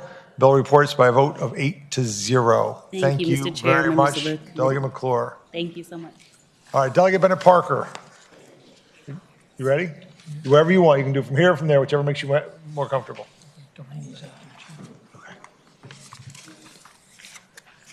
Okay. If patrons that are here to present bills would move towards the middle in my line of sight, they're more likely to be called on. Just saying. Thank you, Mr. Chair. This is House Bill 442. Go ahead, Delegate. I have line amendments to offer. Yep. That have been posted on LAS. Have they? Yes. Okay. So I'll go ahead and report these. So on line 80, you got a lot of line numbers. All right, line 87, after the word over, we're striking the rest of that line through months on line 88 and changing that to a period of the lesser of 6 months or the time remaining under the rental agreement. So we're changing a time frame for something, it sounds like. On line 89, after the word penalty, we're striking the word this and inserting the landlord shall not charge any additional late fees during the payment plan period in connection with the unpaid rental amount for which the tenant entered into the payment plan, so long as the tenant makes timely payments in accordance with the terms of the payment plan, the written. And it'll make more sense if you're looking at the thing. Okay, and then we do that again on lines 239 and 241. Okay? And so do I have a motion on the line amendments? So moved and properly second, we adopt the line amendments. As many as favor that motion will say aye. Aye. Those opposed, no. So that we have the bill as amended properly before us. Delegate Bennett Parker, just explain the whole bill. Thank you, Mr. Chair. This bill will require landlords with more than 4 units to offer tenants who owe no more than 1 month's rent a chance to pay their debt through a payment plan before taking them to court for a judgment. That payment plan, as amended, is a period of the lesser of 6 months or the time remaining under the rental agreement. The current statute doesn't consider a tenant's on-time, consistent payment history. Too often, tenants live paycheck to paycheck. All it takes is one unexpected medical emergency or car repair to impact the tenant's ability to make a timely rent payment and go from having a stable home to facing eviction proceedings. In both 2018 and 19, almost half of the eviction judgments entered across Virginia were for amounts less than the statewide median gross monthly rent, or about $1,200. An eviction judgment remains on a person's record indefinitely, even after it has been paid off, and can prevent that person from obtaining safe, secure housing for years after the judgment is entered. You may hear that payment plans don't work, but when payment plans have failed, they have failed because the amount owed by the tenant is insurmountable, often exceeding $5,000. This bill is limited to tenants who need help with 1 month of rent. Furthermore, if a tenant were to miss a payment on their plan under this bill, or if they were meant to miss subsequent rent payments while on the plan, the landlord would still be able to move forward with the judgment. Additionally, only 1 payment plan is allowed per lease term, so this cannot be a recurring situation. This bill is narrowly targeted for tenants to pay off relatively small rent debts, and it will help support housing stability for Virginia's families and children experiencing a temporary hardship. Thank you, Mr. Chair. So this bill sounds familiar. It sounds like something we had in place during the pandemic that then when we lost the majority, they took away. Is that accurate? Mr. Chair, I would say that this is limited to only owing 1 month of rent or less. Gotcha. Even more modest than what we had before. Got it. All right. All right. Is there anybody here to speak in opposition to the bill? come forward. Changing things up just for efficiency's sake. Mr. Chairman, members of the committee, Bisma Ahmed with the Apartment and Office Building Association and the Virginia Apartment Management Association. We appreciate the intent of the bill. We've spoken to the patron. Unfortunately, we're strongly opposed to this bill as written, at least. Our members are already using the payment plan on a voluntary basis, especially with residents who have a strong rental history during the COVID pandemic when we had a lot of statewide assistance, rental assistance. We still saw a 60% default rate on payment plans. And so in the past several years, we've adopted eviction diversion program, right of redemption. If this had some parameters, even similar to the eviction diversion program, I think we would feel a little more comfortable. But as written, we would have to oppose the bill. Thank you. Mr. Chairman, members of the subcommittee, Zach Lemaster here on behalf of the Northern Virginia Apartment Association, and we also oppose the bill for the reasons previously stated. Thank you. Thank you for not repeating, but I appreciate that you guys are on the same page on that one. I understand. All right, so if I can get one sort of spokesperson for the yes side, and then other folks can nod in agreement at the appropriate time. Go ahead. Good afternoon, Janae Craddock with the Virginia Poverty Law Center. The intent of this bill is to the bill with its proposed amendments. They keep tenants, they give tenants the opportunity to remain housed. Any issues, I think, that regards parameters that need to be put into place, that's been actually considered in the drafting of this proposed legislation, is limited to tenants who are at least 1 month behind. In addition to that, it doesn't take away the landlord's remove the other safeguards they have in place in the sense if they think someone's unable to pay, they can still go forward with the unlawful detainer in that situation.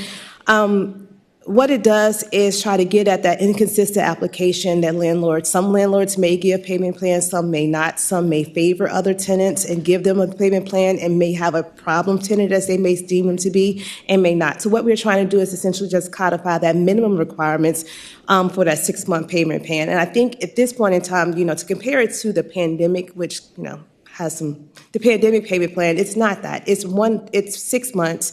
It's for tenants who only qualify, who've only been late that one time during that time frame, which is the lease term. And so what we're just asking that you consider that this is just an opportunity to keep these tenants who, for the most part, have been on time, have not had those issues, just had that one bad month. It gives them the opportunity to stay housed while making the landlord whole and paying what's owed. And it helps them to avoid those additional fees and just to remain housed. Gotcha. All right, Delegate Price, do you have a question for the patron, for one of the witnesses? Speaking to the bill? Okay, before we do that, Delegate Thomas, did you have a question for someone? I did, Mr. Chairman. Delegate Thomas. Mr. Chairman, or I guess probably for the patron. I love the idea, but I'm a little sensitive to the idea of you forcing a payment plan onto a landlord. If it goes too long or if there's too many of them at any one time, it could disrupt their ability to service the debt that's probably on the property or anything else. So I just had a couple questions. The first one would be, so this can't go beyond one month, right? Did I understand that? It is for payment for tenants who owe 1 month or less of rent. Okay. And then going forward, if they were to miss a payment on the payment plan or if they were to miss a future rent payment, they would not be given any additional grace. The landlord could move forward with a judgment. Okay, so my follow-up question would have been, Mr. Chairman, if that's all right. So go ahead, Delegate Thomas. If the payment plan is somehow not satisfied, then the landlord's able to immediately roll into the standard remedies to which this doesn't change. Mr. Chair, I'd say that is correct. Okay, thank you. All right, thank you. All right, everybody who is here to endorse the statements we heard from Janae, please stand up. All right. Okay. So we got the City of Alexandria in addition to all the usual suspects as well. So thank you guys very much for being here and supporting the bill. So Delegate Price. Yes, I just want to quickly say, when we're having these conversations, I thank the patron for continuing to work on this because we have worked together on some other issues with housing. When people are putting forward bills that would prevent evictions, the mention of the right of redemption is just a little disingenuous because once a eviction is on your record, that can prevent you from getting housed in many, many situations. And so I want to appreciate all of the work that is being done to prevent the evictions and to give the tenants more time to pay in order to keep families housed, because we know what being unhoused does to families, especially children, and our most vulnerable population. So I do have a motion at the appropriate time, Mr. Chair. All right, I don't see anybody else's light on, so go ahead. I move to report as substitute. It's been moved and properly seconded to report with substitute. The clerk will open the roll. Or with amendments. Report with amendments.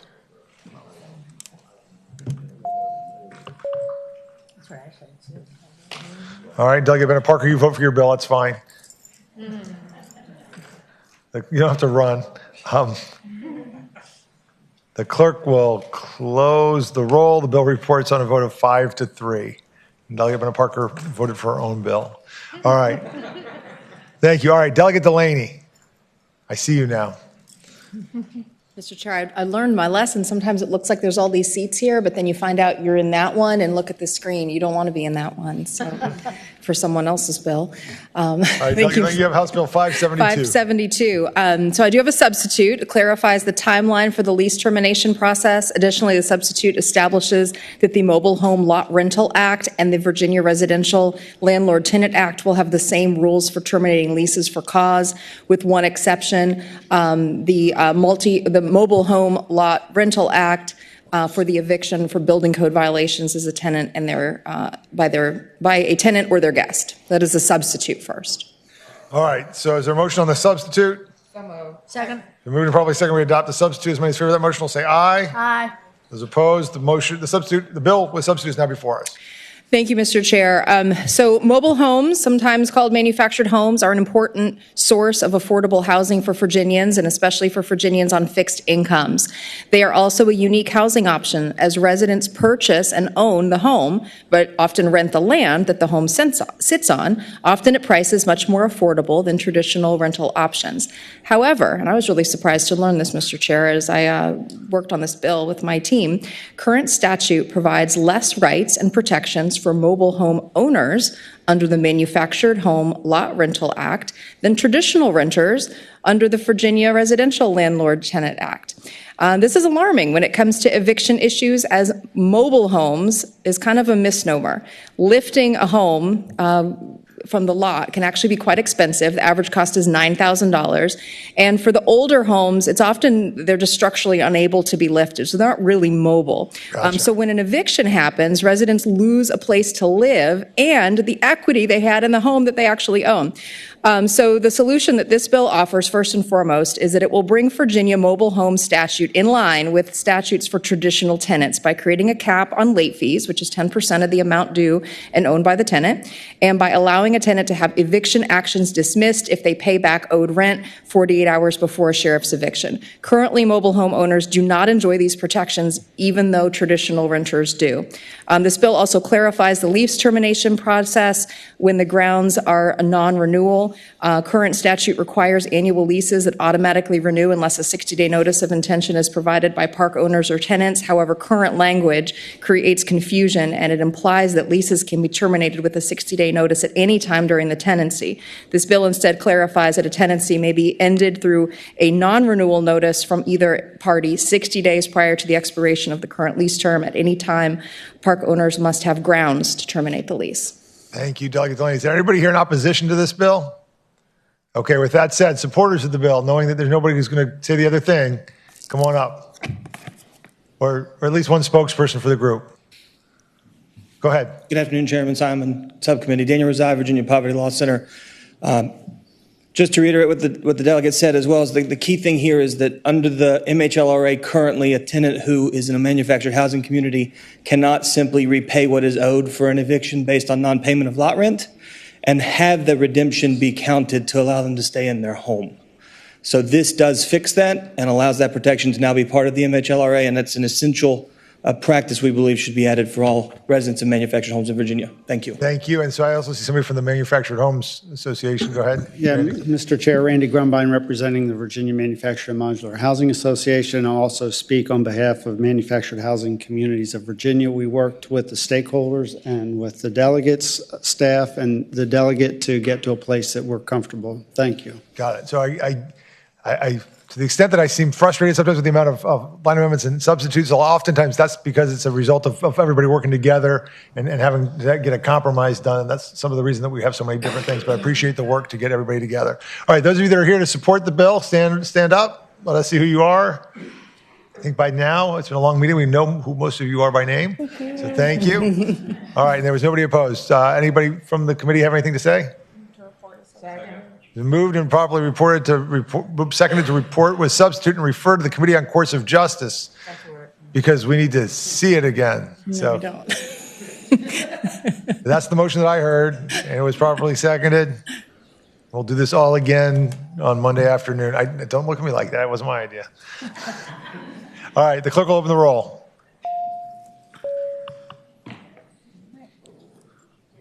The clerk will close the roll. The bill is reported and referred to the Committee on Courts of Justice by a vote of 6-2. We'll take a look at it in the civil sub to see if there's any issues we missed. Thank you. Can't wait to be back in civil sub, Mr. Chair. Thank you. I know you love it there. All right. Delegate Lopez, you're also chairing another committee right now, aren't you? And they're waiting for you to get back. So why don't you come on up and present.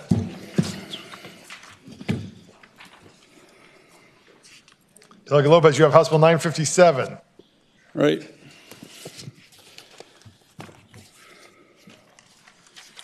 Thank you, Mr. Chairman, members of the committee.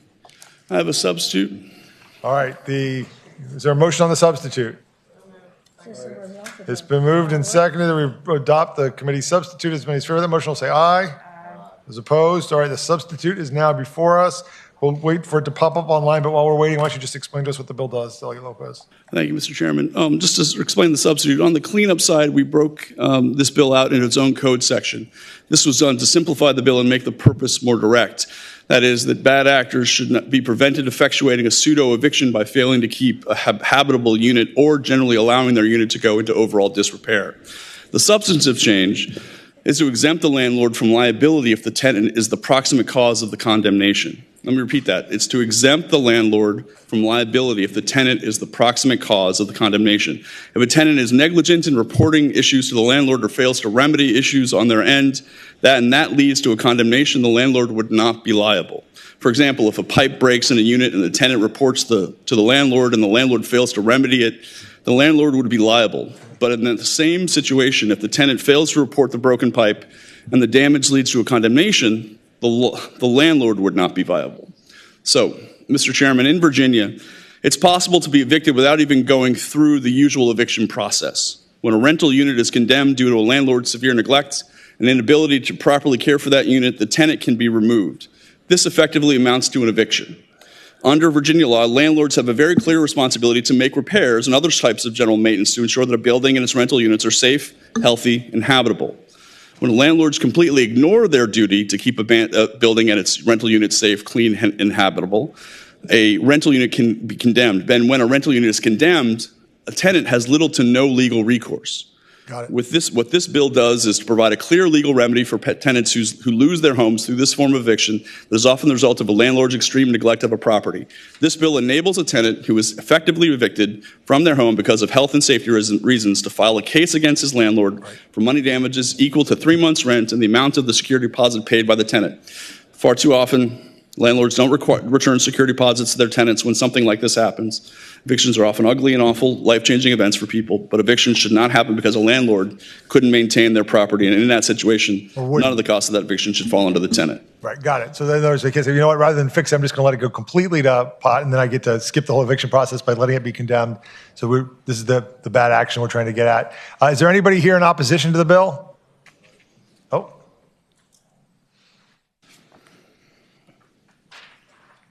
Thank you, Mr. Chair. Erin Corman with the Realtors, and I apologize, I'm just seeing the substitute right now, but it does look like it still has some of the language in it that we were originally opposed to. The tenant has remedies under the VRLTA already for actual damages, attorney's fees. It's the additional 3 months rent payment that we have an issue with. If the tenant has to leave their unit because it's been condemned for health and safety reasons, there are other things in the code that can help them get that money back.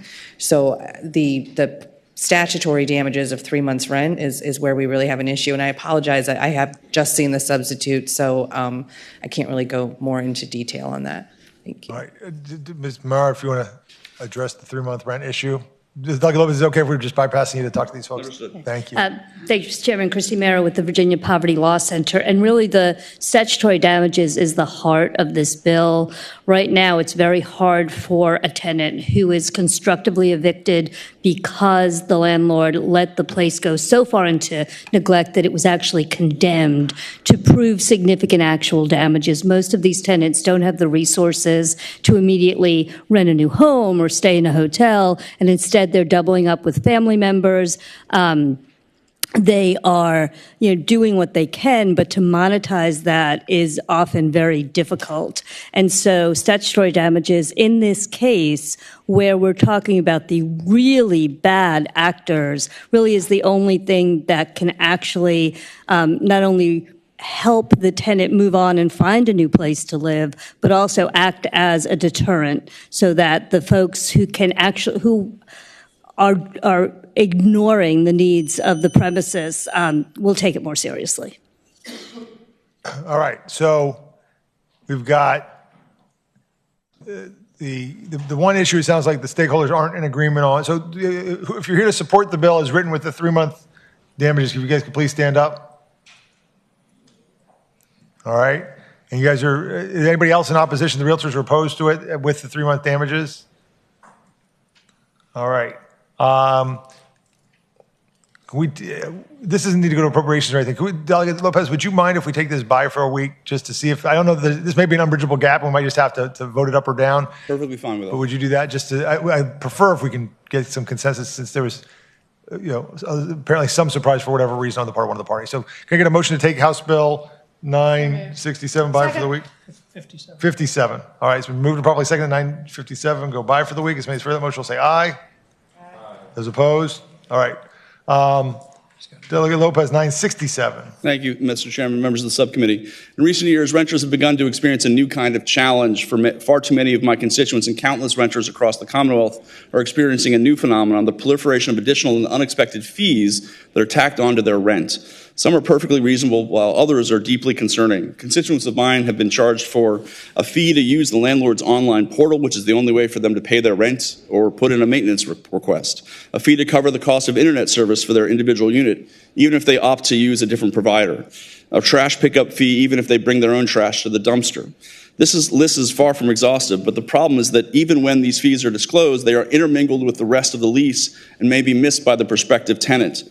This bill does not ban any particular fees. It simply requires that an advertisement for a rental unit and the first page of any rental unit agreement contain any mandatory fees that a tenant will be charged in addition to the rent. In addition to fees like those listed above, it would also require utilities to be listed.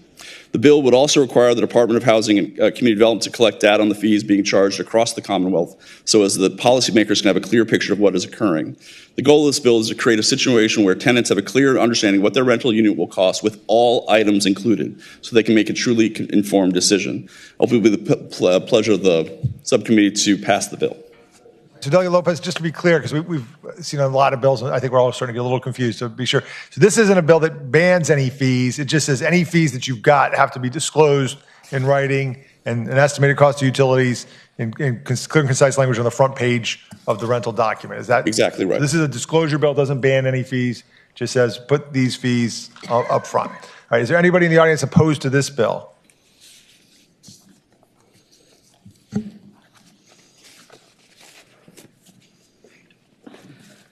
Mr. Chairman, members of the I can stop.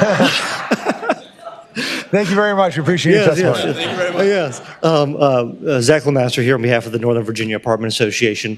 I know there's been a lot of discussions about notification and the transparency of fees this session. I think we're getting there on a lot of these bills coming forward. The one specific issue that we had, I think, was the advertisement portion, and just more of a functional aspect as far as is this. And when I spoke with the delegates aide this morning, was just is this the idea here that, and I don't know if it accomplishes this in the writing, and shipping and handling that you would add to something you see online, or is it we have to put out the whole full fee list into an advertisement? Because obviously if we're putting it in a newspaper or social media, that's going to increase the cost for these advertisements. So I think I understand what you're saying. I think it's an interesting question, right? So I think what the advocates probably mean, I think what the folks probably mean is if you're going to advertise a place for rent for $1,000 a month, but the fees that are required to go with it are $300, you need to advertise it for $1,300 a month. I think that's so not each every advertisement doesn't have to have every single fee. Am I? Yeah, I just thought to say that's why I was concerned about that. Doug Lopez, is that your intent with that language? Yes, that was the intent of the language. It's not to have an exhaustive list of all the actual fees and what they're for, but the overall cost. And that's how I read it. I realize doesn't say it exactly that way, but that's how I read the language. Okay. Hi, how are you? Scott Pedowitz with the you have time to say your name. Sorry, Scott. Yeah, Scott Pedowitz with the Apartment Office Building Association, the Virginia Apartment Management Association. I think this was all going on midday today. A bunch of us were having a stakeholders meeting very late morning on a very similar bill. And with respect, I wonder if we could take this maybe by for the week. We might be able to get common language all around. But I think we can get to yes on this. All right. So here's what I think. Because if we're that close to this one, on this one, because I don't think you have a fundamental disagreement, I would entertain a motion to report. And we have time between now and full committee to make any small amendments. I don't want to put it too far behind. I don't want to have another loaded docket like this. I know I think that could work. Council might beat me up. But it's only one that I've done this on. Go ahead, Aaron. Ms. Corman. Sorry. Trying to be formal here. Can I go? A little nervous.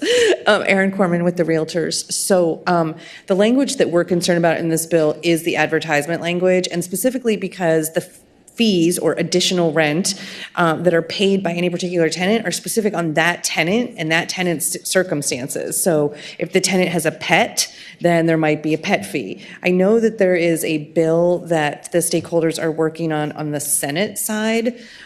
So at this point, the way that this bill is written, we're opposed. If the delegate is open to looking at and considering the compromise that we've done on the Senate side, we may be able to lift our opposition, so maybe taking it by for a week. And then we could very quickly, I'm not going to take it by for a week. Here's what we're going to do. I'm going to enter a motion to report, and you guys, if you can't come to an agreement by the time we're up on Tuesday, we can take it by then. Okay, but let's try and I understand we're running out of days, and I understand it. Running out of time. We're running out of time. It's my favorite line. All right, so I want to keep the heat on to get to a compromise on But this. I definitely work with the AOBA and the other activists or advocates to address some of their concerns. Got it. And the compromise on the Senate. All right, so there's been a motion properly seconded to report. There were no amendments on this one, right? All right, the clerk will open the roll. I understand if you guys need to put up some red lights to keep us honest. Or you may not like the bill at all, but the bill reports 4-3. Thank you, Mr. Chairman, members of the And I know we may have some more conversation about this on before our Tuesday meeting, but you have like tomorrow and the whole weekend. The whole weekend. And Monday to get it all worked out. Thank you very much. Plenty of time. Yeah. All right. Delegate Maldonado, and then I see you, Delegate Wolf. I know you have a quick one. Delegate Maldonado, and then Delegate Cousins, you can't go anywhere till I do, so we're stuck here together. Delegate Maldonado. Thank you, Mr. Chair. Good afternoon. Good afternoon, committee members. HB 1243 before us is a consumer protection bill. Some of you may have heard that there are certain predatory real estate brokerage firms that offer up upfront cash to property owners who sign a listing agreement that is binding for up to 40 years. Consumers without the expertise of real estate agents or attorneys often have little or no understanding of the long-term impact of these agreements. In fact, there was a write-up in the Washington Post in November of 2023 talking about how these financially devastating contracts trap homeowners and most notably impact the elderly and the disadvantaged. These unfair service agreements are recorded in property records and tied to the property, binding future owners and complicating property transactions. Currently, there are just under 700 unfair service agreements that have been recorded in Virginia and may force homeowners to pay penalties up to 3% of the value of the property to get out of the agreement. They can penalize signatories who transfer the property to a family member, even in the cases of death. And sometimes they lead to a lien being placed on the property if the penalty goes unpaid. So this bill would, in fact, Mr. Chair and members of the committee, put protections in place to prevent against this kind of injustice. Thank you, Dr. Maldonado. Is there anybody here wishing to speak in opposition to this bill? Anybody in favor? All right, real quickly. Very quickly, just thank you to the delegate for bringing the bill. It is complicated, but much needed. Happy to answer any questions. Thank you. Thank you. Mr. Chairman, Jared Calfee with AARP Virginia. The delegate did a great job explaining this. I would just add that this legislation is based on a model bill from AARP and the American Land Title Association. We appreciate the realtors working with us on getting the language right for Virginia, and I hope you'll support the bill. Thank you. Laura Dobbs, Homo, Virginia, and we support the bill. Okay. Second. It's been moved and seconded to bill report. As many as favor of that motion will indicate their preference on the electronic voting board. The clerk will open the roll. The clerk will close the roll. The bill reports 7-0. Thank you, Delegate Maldonado. Thank you, Mr. All Chair. right. Thank you, members. Delegate Wilt. And you feel free to bring your phone a friend if you want, or you can do it by yourself. It's up to you. Mr. Chairman, I'm perfectly happy to phone a friend.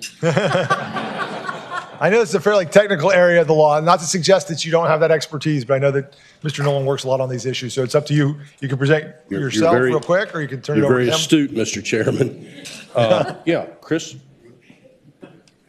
give him an overview. Real quick, Mr. Chairman, Chris Nolan with McGuire Woods on behalf of the American Resort Development Association, Resort Owners Coalition, which represents the interest of timeshare owners and developers nationally and in. Do we have an amendment that I requested? You have 3-line amendments.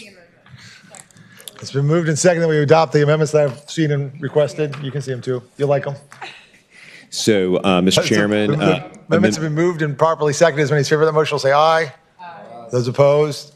Mr. Chairman, amendments 2 and 3 address the issue that you raised about there was not an intent to undo any lien law in Virginia. We picked some language up from a Florida statute that we thought would work. Don't want to leave the implication that we were changing anything with regard to priority or anything like that. So this undoes those amendments to leave it as current law, and then the First Amendment is something that should have been in the original bill with regard to an association vote authorizing a termination agreement. So in general, Mr. Chairman, the purpose of this bill is to allow a partial termination of a timeshare program. Current law only allows an all or nothing approach. You either have to take the entire program down and terminate the timeshare, or you continue as you are. There's no in between. So what this bill would do is create a mechanism for a partial termination of a timeshare program. And it only operates in the case where the developer or the association owns all of the units that are in question. No one is forced to sell anything. If the association owns all of those units, it can then decide that it wants to repurpose those. And think of it this way. You have 3 buildings. One of those buildings has low occupancy. Over time, the association has taken back those timeshare units. It wants to repurpose that building for something like employee housing, or otherwise dispose of it to inject capital back into the timeshare resort. So what this would do is give a process that would allow that to happen. This statute was last substantively amended in 2006. It was put on the books in 1985. To our knowledge, it's not been used, and it could use a little clarity. So that's what this bill does, is puts in place the mechanism. So if the association decides to do this, it has to certify that doing so will not materially or adversely affect any remaining timeshare owners, and that removing it from the timeshare plan will not reduce the ability of the program to satisfy the occupancy rights of the remaining owners. Finally, Mr. Chairman, what it does is puts in place what the timeshare agreement should cover, which is stating the purpose of it and clearly identifying those units that remain as timeshares so that there's no confusion over what's taken out of the plan and what's put into the plan. Mr. Chairman, I'm going to shut up at this point and see if there are any questions. I dare you to ask him a question. Anybody? All right. Anybody here to speak in favor of the bill? Anybody in opposition? Moved and seconded the bill report as amended. The clerk will open the roll. Oh, sorry, Mr. Smith, you were there. This We're is good my to go. vote. So We support the bill, sir. Thank you. Thank you. And thank you for hanging out all afternoon just to be able to say that. I appreciate it. I know that we're moving fast. The clerk will close the roll. The bill report 7-0. Thank you, Mr. Chairman. Thank and you. I couldn't have said it better. Delegate Thomas, did we rolled your, did we? Oh, Cousins back? All right, Delegate Cousins. Are they waiting for us? They didn't need me after all. Okay. We need you. Mr. Chair, members of the committee, thank you. There is a substitute. Of course there is. Of course. House Bill 1251. Who did some work. Can I get a motion on the substitute? Second. So moved and seconded, we adopt the substitute for House Bill 1251. As many as favor that motion will say aye. Aye. Those opposed, motion is agreed to. The substitute is properly before us. Delegate Cousins. Okay, so just to explain the substitute, the original version of the bill removed two requirements. One, that tenants be current on their rent to file a tenant's assertion, and the requirement for tenants to pay into escrow during the tenant's assertion process. The substitute still requires escrow, but maintains that a tenant does not have to be current on rent to file a tenant's assertion. So all too often, families are living in homes with serious maintenance issues that impact their health and safety, which go ignored and unfixed by their landlords. Unsafe housing leads to housing instability, and tenants may feel like they have no other choice but to relocate, spending money that they don't have to rent a hotel or a motel room or end up bunking with family and friends. The Virginia Residential Landlord Tenant Act requires that landlords maintain safe and habitable rental properties. However, under current statute, tenants cannot file a suit if they are, or cannot file for a tenant's assertion if they are behind on rent, regardless of how much they owe. This essentially denies tenants access to the court system, which allows the landlord to continue to collect rent while avoiding accountability for failing to provide safe and habitable housing. HB 1251 removes the requirement that tenants be current on their rent to file a tenant's assertion, strengthening tenants' ability to access the judicial system and to enforce their right under the Virginia Residential Landlord Tenant Act to live in a safe home.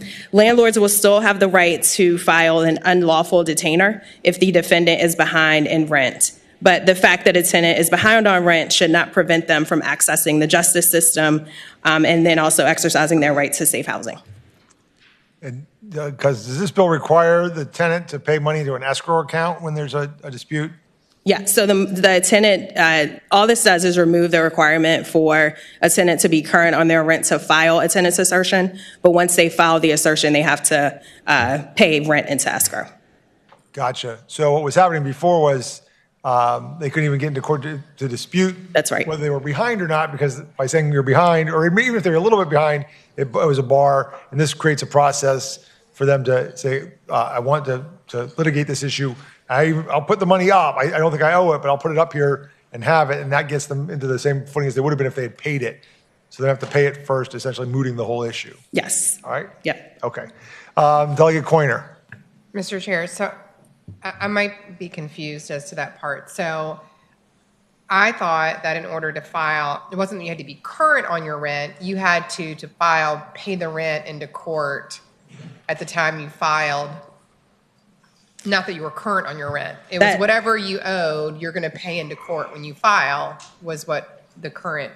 So under the current code, under the provision or the code as it stands currently, tenants have to be current on their rent to file a tenant's assertion. So, and then once they file a tenant's assertion, they have to pay rent into court, into escrow. So first you have to get current, then you can have file a tenant's assertion, and then you can start paying into escrow. And what your bill says now is you don't have to get current first. Right. And then start paying it into escrow. Yeah. And so essentially you're saying it works the way that Delegate Quinn and I thought it worked, right? Which is that you can pay it into escrow, and we're removing one of the hurdles to getting to that point where you can start paying the rent into escrow. Mm-hmm. Okay. All right. Any other questions from members of the subcommittee? All right. Is there anybody here in opposition to the bill? All right. So those in favor, stand up. All right. Are you guys comfortable that since nobody else is in opposition, you don't have to say a whole lot? All right. Is there a motion? It's been moved and seconded to report with substitute. The clerk will open the roll.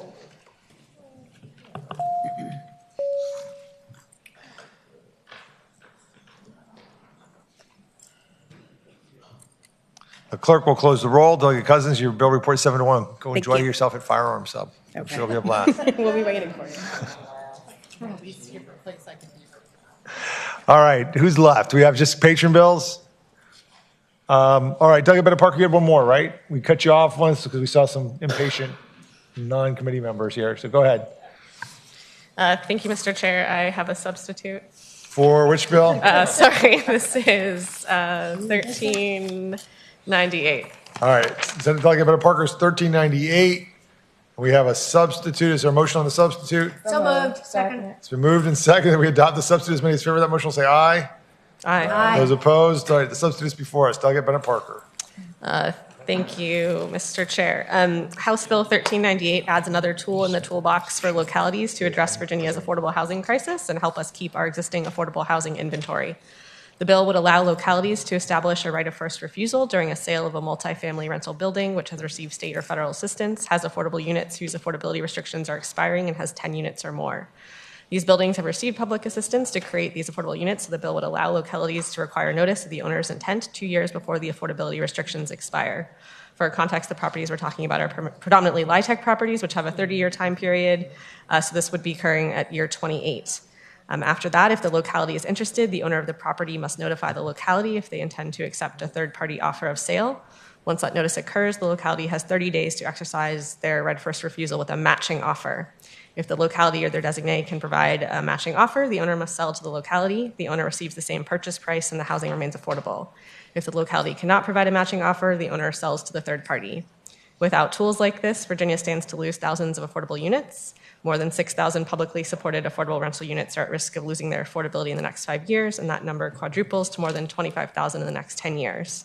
We already have an affordable housing crisis with these units. We can't afford to lose them. This bill just gives us a tool to preserve these units and ensures that our state and federal investments in affordable housing, which have created these properties, continue to benefit Virginians for generations to come. Thank you, Mr. Chair, and I have a phone a friend if there are further questions. So again, just to sort of summarize what this bill does, so we have existing housing that's either for subsidized housing or it's already designated as affordable housing, and it was built as affordable housing with certain restrictions. Those restrictions in many cases are reaching the end of that their time frame, and this says that localities, if they want to, will have an option to meet any market rate offer. So we're not saying they have to sell the locality. We're not saying they can't put their property up for sale.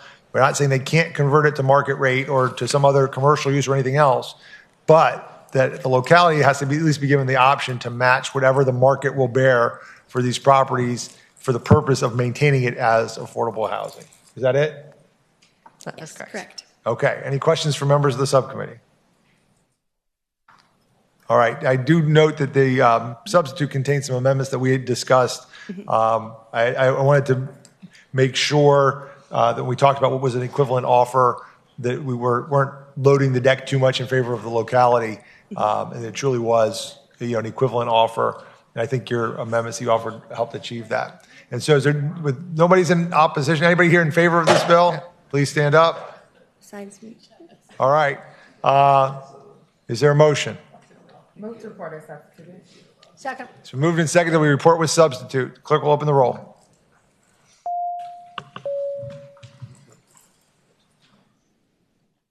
The clerk will close the roll. Bill reports on a vote of 6-2. All right.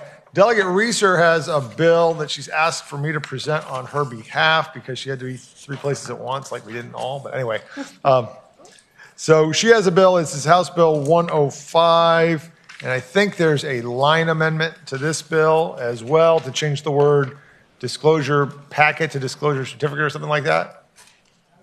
Resale certificate, from disclosure packet to resale certificate, right? So can I get a motion on the line amendment? And that's just to update the language. Second. Okay, and what the bill does actually is it makes a all in favor? Aye. All right, the amendment's properly before us. This bill does a smaller piece of what Delegate Bulova's bill that we passed last week does.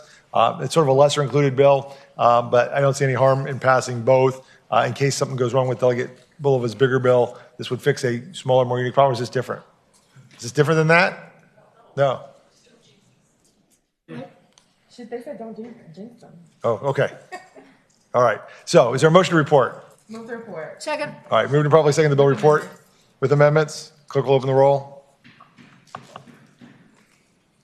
This is the same thing as the bill we reported 8-0 before.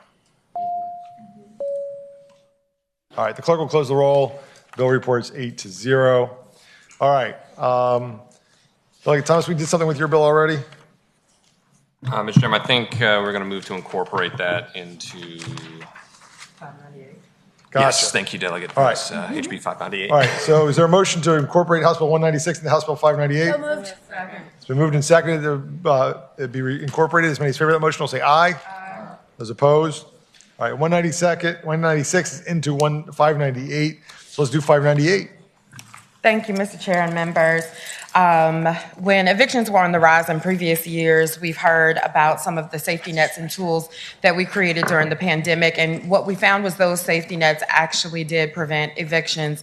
And so one of the encouraging moments of the fallout from the pandemic was that a lot of landlords were already granting a 14-day pay or quit period. And so as we've seen, evictions have several negative impacts on the physical and mental health of those being evicted, and it can impact children's physical and mental health and comes with increased need in social services and state financial assistance. And so, of course, there are the dangers of being unhoused at all, but also when we were going through the global pandemic.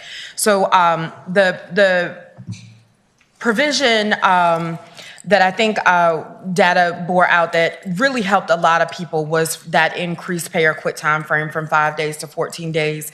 And what we've seen is that time increases the ability for someone to either get to their next paycheck or phone a friend, as we say around here, but to be able to get to pay that rent so that they do not get evicted and that the landlord does get the money that is due.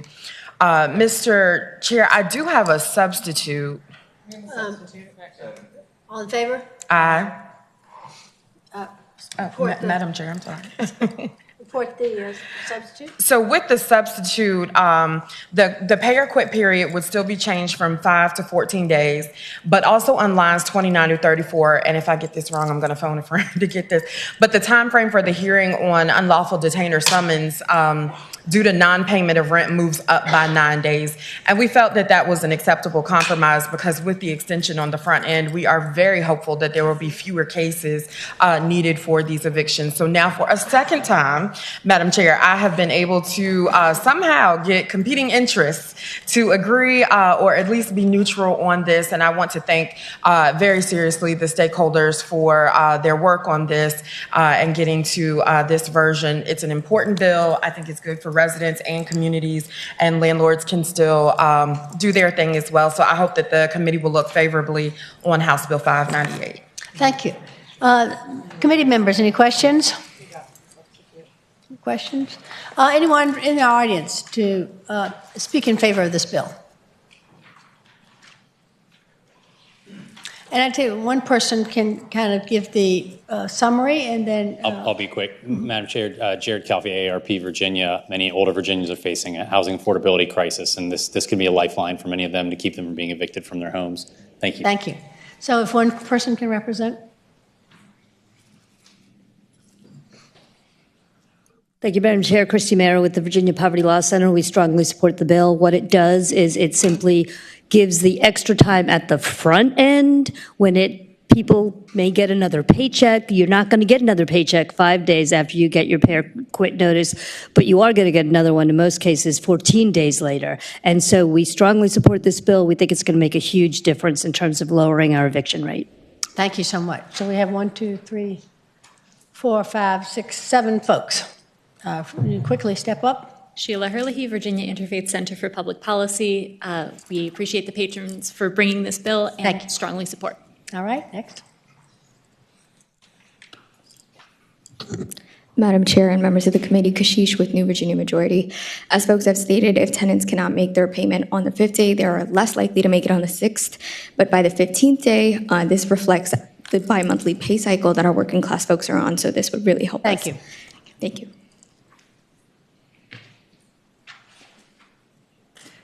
Good afternoon, Catherine Cohn for the Legal Aid Justice Center, and we support the bill. Thank you. Thank you.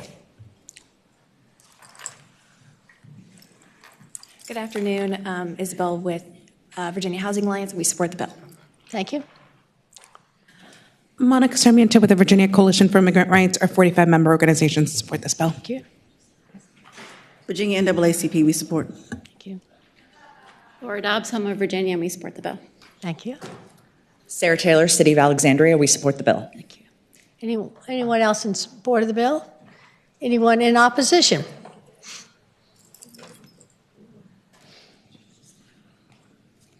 Good afternoon, Madam Chair. Thank you for making time. I won't belabor the subcommittee with the arguments for and against. I know you all have heard these over the last couple years. The one thing I would say is I think there's some concerns on our folks still with the compromise language that has been reached for some folks, in that we don't know if the courts will actually be able to meet those deadlines that are being set. So we don't know if it's really going to speed along the process as some people have intended it, hope it will. But thank you for the time, and we still oppose to the bill. Mm-hmm. All right, is there anybody else wishing to speak for or against the bill?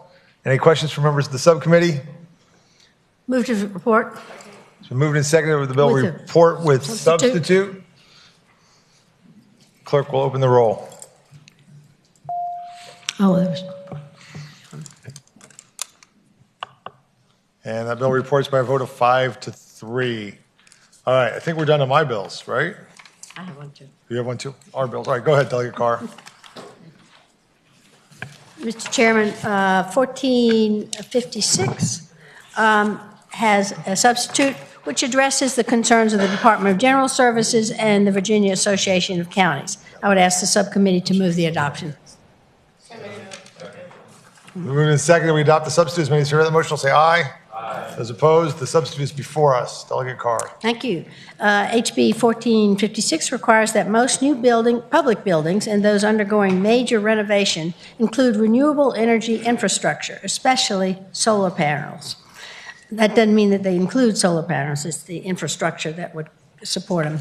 Current law requires new buildings and those undergoing a major renovation to meet high-performance standards to make buildings more energy efficient, as well as healthier and more comfortable for occupants. The code also requires buildings to incorporate resilience and distributed energy features, but it does not specify rooftop solar. The bill before you requires these buildings to have renewable energy infrastructure with photovoltaic solar panels, the primary choice for on-site renewable energy. It preserves current exceptions that are available where solar is impractical, though a cost analysis is required if cost is cited as the reason for not including solar. I believe there are folks here to speak to it. All right. Any questions from members of the subcommittee? Seeing none, anybody wishing to speak in favor of the bill, please step forward.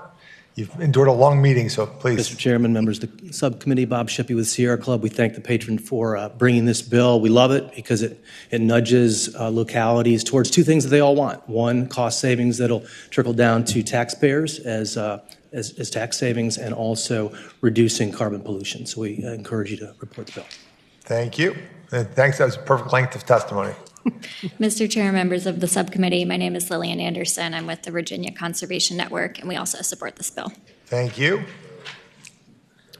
Mr. Chair, members of the committee, Victoria Higgins, Chesapeake Climate Action Network Action Fund, we support the bill. Thank you. Thank you. Anyone here in opposition to the bill? All right, committee move operates by motion. It's It's been motion to report and re-refer to the Committee on Appropriations. It's been properly seconded. The clerk will open the roll.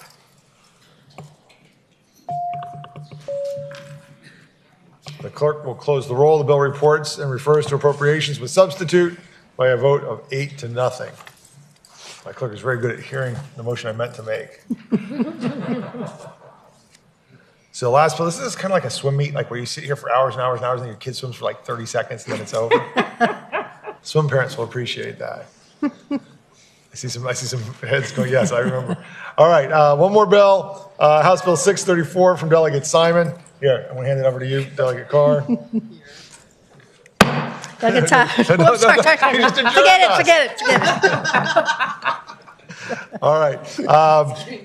House Bill 634 has actually been heard once already in county, cities, and towns, and it's being re-referred to general law so that I could opine more on it, I guess.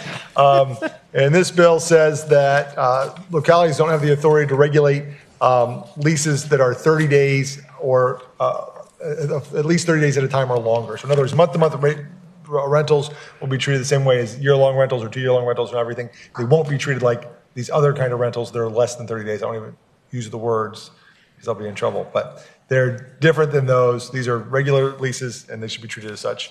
I hope it's the pleasure of the subcommittee to recommend reporting. And yours did not have a substitute. No substitutes. It was perfect when I started. Members of the committee have any questions for Delegate Simon? How about in our audience? Any comments in favor of this? Yeah.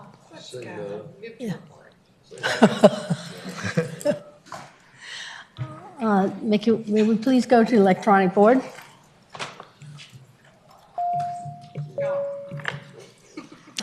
Get Price. Delegate Price wants to keep it on the contested calendar. Yeah. It's not personal. Okay. All right. Delegate Simon, your bill reports 7-0. Well, what changed? 7-0. Thank you so much. 701. Thank you. All right. Is there any more business to come before the subcommittee? No. Seeing none, the committee shall rise. Whoa.